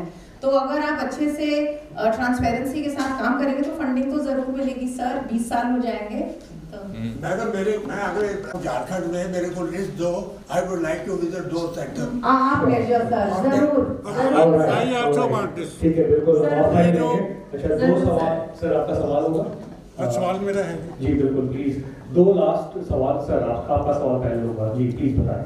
मैं सुरेंद्र वर्मा चंडीगढ़ से हूँ जी। I was invited by doctor Deepak Jain, और हमारी एक NGO है सिटीजन अवेयरनेस ग्रुप, जो 94 से काम कर रही है। When I was in the government service, I retired as a central government officer. हमें 30 साल हो गए काम करते, 10 डिकेड्स। अब हम ना तो किसी से फंडिंग लेते हैं, ना कोई डोनेशन लेते हैं। ये जो अभी अर्थ सेवियर फाउंडेशन की बात कर रहे थे, ये मुझे दिल्ली में बच्चे मिले थे, हिमा नाम था उसका, एक और लड़की थी, वो रसीद बुक लेके बैठे हुए थे, घर जी सीनियर सिटीजन के लिए काम कर रहे हैं। तो हमारा जो कहना है कि हमने सिर्फ गवर्नमेंट के साथ जो रेगुलेटर्स हैं उनके साथ काम कर रहे हैं, फाइनेंशियल लिटरेसी, कंज्यूमर एडवोकेसी और हेल्थ एजुकेशन। जैसे सेबी के साथ हम प्रोग्राम कर रहे हैं इन्वेस्टर एजुकेशन, ट्राई के साथ काम कर रहे हैं टेलीकॉम के लिए, रोड सेफ्टी पे काम कर रहे हैं ये अपना रोड्स एंड हाईवेज के साथ। लेकिन मैं थोड़ा सा फ्रस्ट्रेटेड भी हूँ कि NGOs का नाम इतना खराब हो रहा है कि अगर किसी कहोगे ना कि मैं NGO रिप्रेजेंट करता हूँ, वो कहेगी ये चोर है। गॉट इट सर, मैं सवाल समझ गया आपका, बिल्कुल। जस्ट मुझे बात पूरी करने दो, with due respect and apology मैं आपसे बात कर रहा हूँ। जैसे अभी शर्मा जी ने बोला, ये जो NGOs हैं ये मोस्टली किसने क्रिएट किए हैं? या तो पॉलिटिशियंस के होते हैं, या ब्यूरोक्रेट्स के होते हैं, ब्यूरोक्रेट की वाइफ्स, या वो उसमें आ गई फैमिली आ गई पूरी, या इंडस्ट्रीज ने क्रिएट किए होता है। अब यह कि आप आरसीएस की बात कर रहे हैं, एससीआर की, सोशल कॉर्पोरेट रिस्पॉन्सिबिलिटी, हर इंडस्ट्री ने अपने अपने ऑफिस के अंदर इंडस्ट्री खोली, एससीआर की टीम बनाई हुई है जिसको एनजीओ के नाम से जाना जाता है। मैं नाम नहीं लूँगा, एक कंपनी के साथ में बात कर रहा था, कहते जी हम एससीआर पे काम कर रहे हैं। मैं कहा क्या काम कर रहे हैं? स्कूल खोला हुआ है, स्कूल में फीस कितनी है? 5000। हमने हॉस्पिटल खोला हुआ है, उसकी फीस कितनी है? 1000। एक बिजनेस के अंदर दूसरा बिजनेस आप जो क्रिएट कर रहे हैं। और मैं आपके जो आपने कहा है ना 2-2.5 लाख, बिल्कुल नहीं है, एब्सोल्युटली नहीं है। मैं आपको 4000 की फिगर मांगता हूँ कि मुझे 5000 की फिगर दे दो।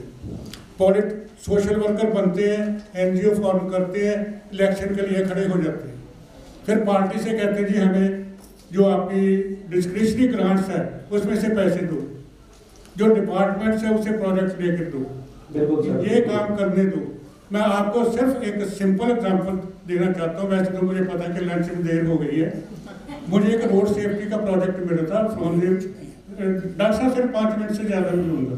बड़ा इंटरेस्टेड। मैं रोड सेफ्टी का प्रोजेक्ट मिला था 5-6-7 जगह, नितिन गडकरी जी सर, सचिव चंडीगढ़ में हमारा कामयाब हो गया, अम्बाला में कामयाब हो गया, हिसार में कामयाब हो गया।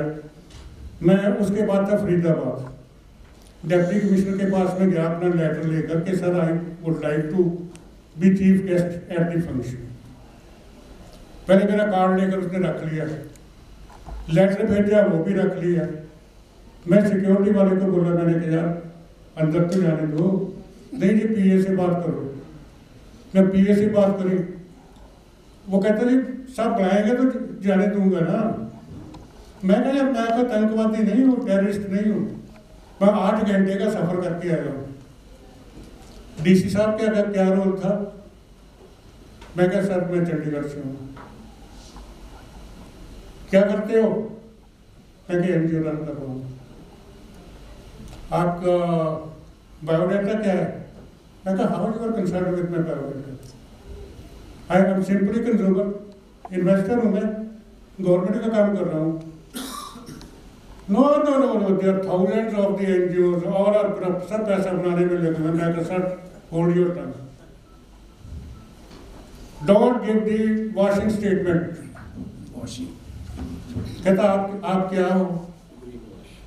मैं कहा अगर आपको डाउट है ना हमारे क्रेडेंशियल्स का, हमारे बायोडाटा का, you talk to the deputy commissioner Ambala, you talk to the other which जो होम मिनिस्टर आपका, and you talk to the Nitin Gadkari जिनसे प्रोजेक्ट है।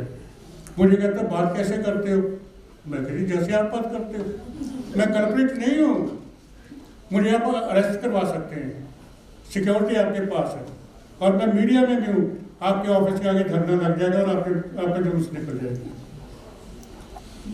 ये एनजीओ के हाल में बता रहा हूँ, just I am going to finish. उसके बाद उसने एडीसी को मार्क कर दी इंक्वायरी। एडीसी ने मुझे बुलाया कि बच्चा था जो नए एचसीएस आते हैं, अंकल क्या बात होगी? मैं कोई बात नहीं, हम एक प्रोग्राम करवाना चाहते थे छोटा सा। कहते हमारे से क्या हेल्प चाहिए? मैं कहा तो आपको चीफ गेस्ट बनाते हैं। मैं कहा फंडिंग हमारे पास गवर्नमेंट की है, प्रोजेक्ट हमारे पास गवर्नमेंट का है, तो आपको तो एक ऑनर दे रहे हैं, आपका नाम अखबारों में आएगा, बदनाम तो आप हो ही हो, लेकिन इससे थोड़ा सा अच्छा काम भी कर लो। उसके साथ ही मेरे को आ गया जी कि आप करवाओ प्रोग्राम। आपकी बात इतनी सच है और इतनी प्रैक्टिकल है कि मैं इस पे सिर्फ इतना ही कहना चाहूँगा कि निश्चित रूप से आप जैसे ईमानदार एनजीओज जिनने एक रेप्यूटेशन बना रखी है एनजीओ, हमारा ये बचपन के खेल हैं ये। निश्चित रूप से सर मैं आपको बताता हूँ, जब हम देश के पिलर्स की बात करते हैं, चौथे पिलर की हम बात करते थे मीडिया, आज 5वां पिलर है जो कि एनजीओ है। और निश्चित रूप से ऐसे एनजीओ जिसमें आपने काम किया, जिसको आपने आगे बढ़ाया, ऐसे एनजीओज की आवश्यकता है।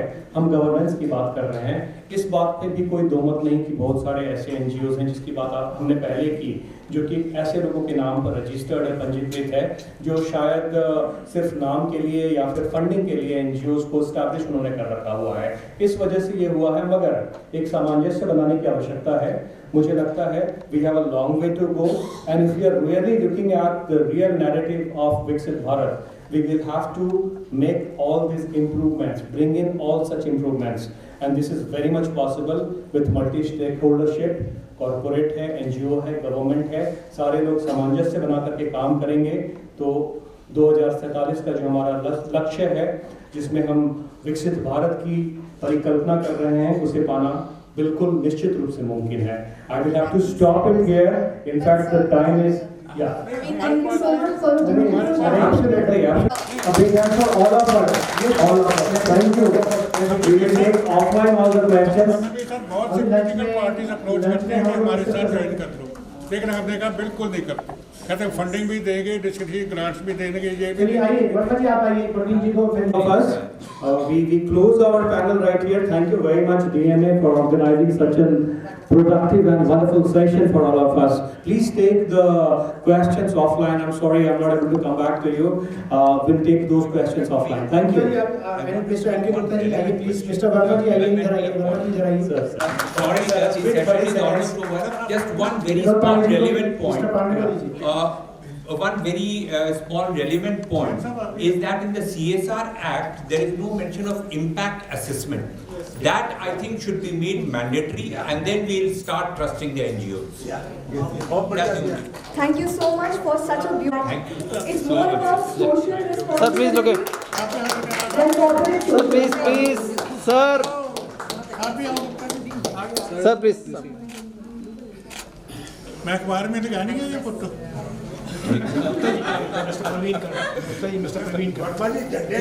आपने बहुत बढ़िया आपने मॉडरेट किया। I am very very grateful to you. Sir, please look at. Thank you. Sir, please. God bless you. Thank you. Ma'am, please, sir, please. This side. Thank you. Thank you, sir. Yes, sir. Look.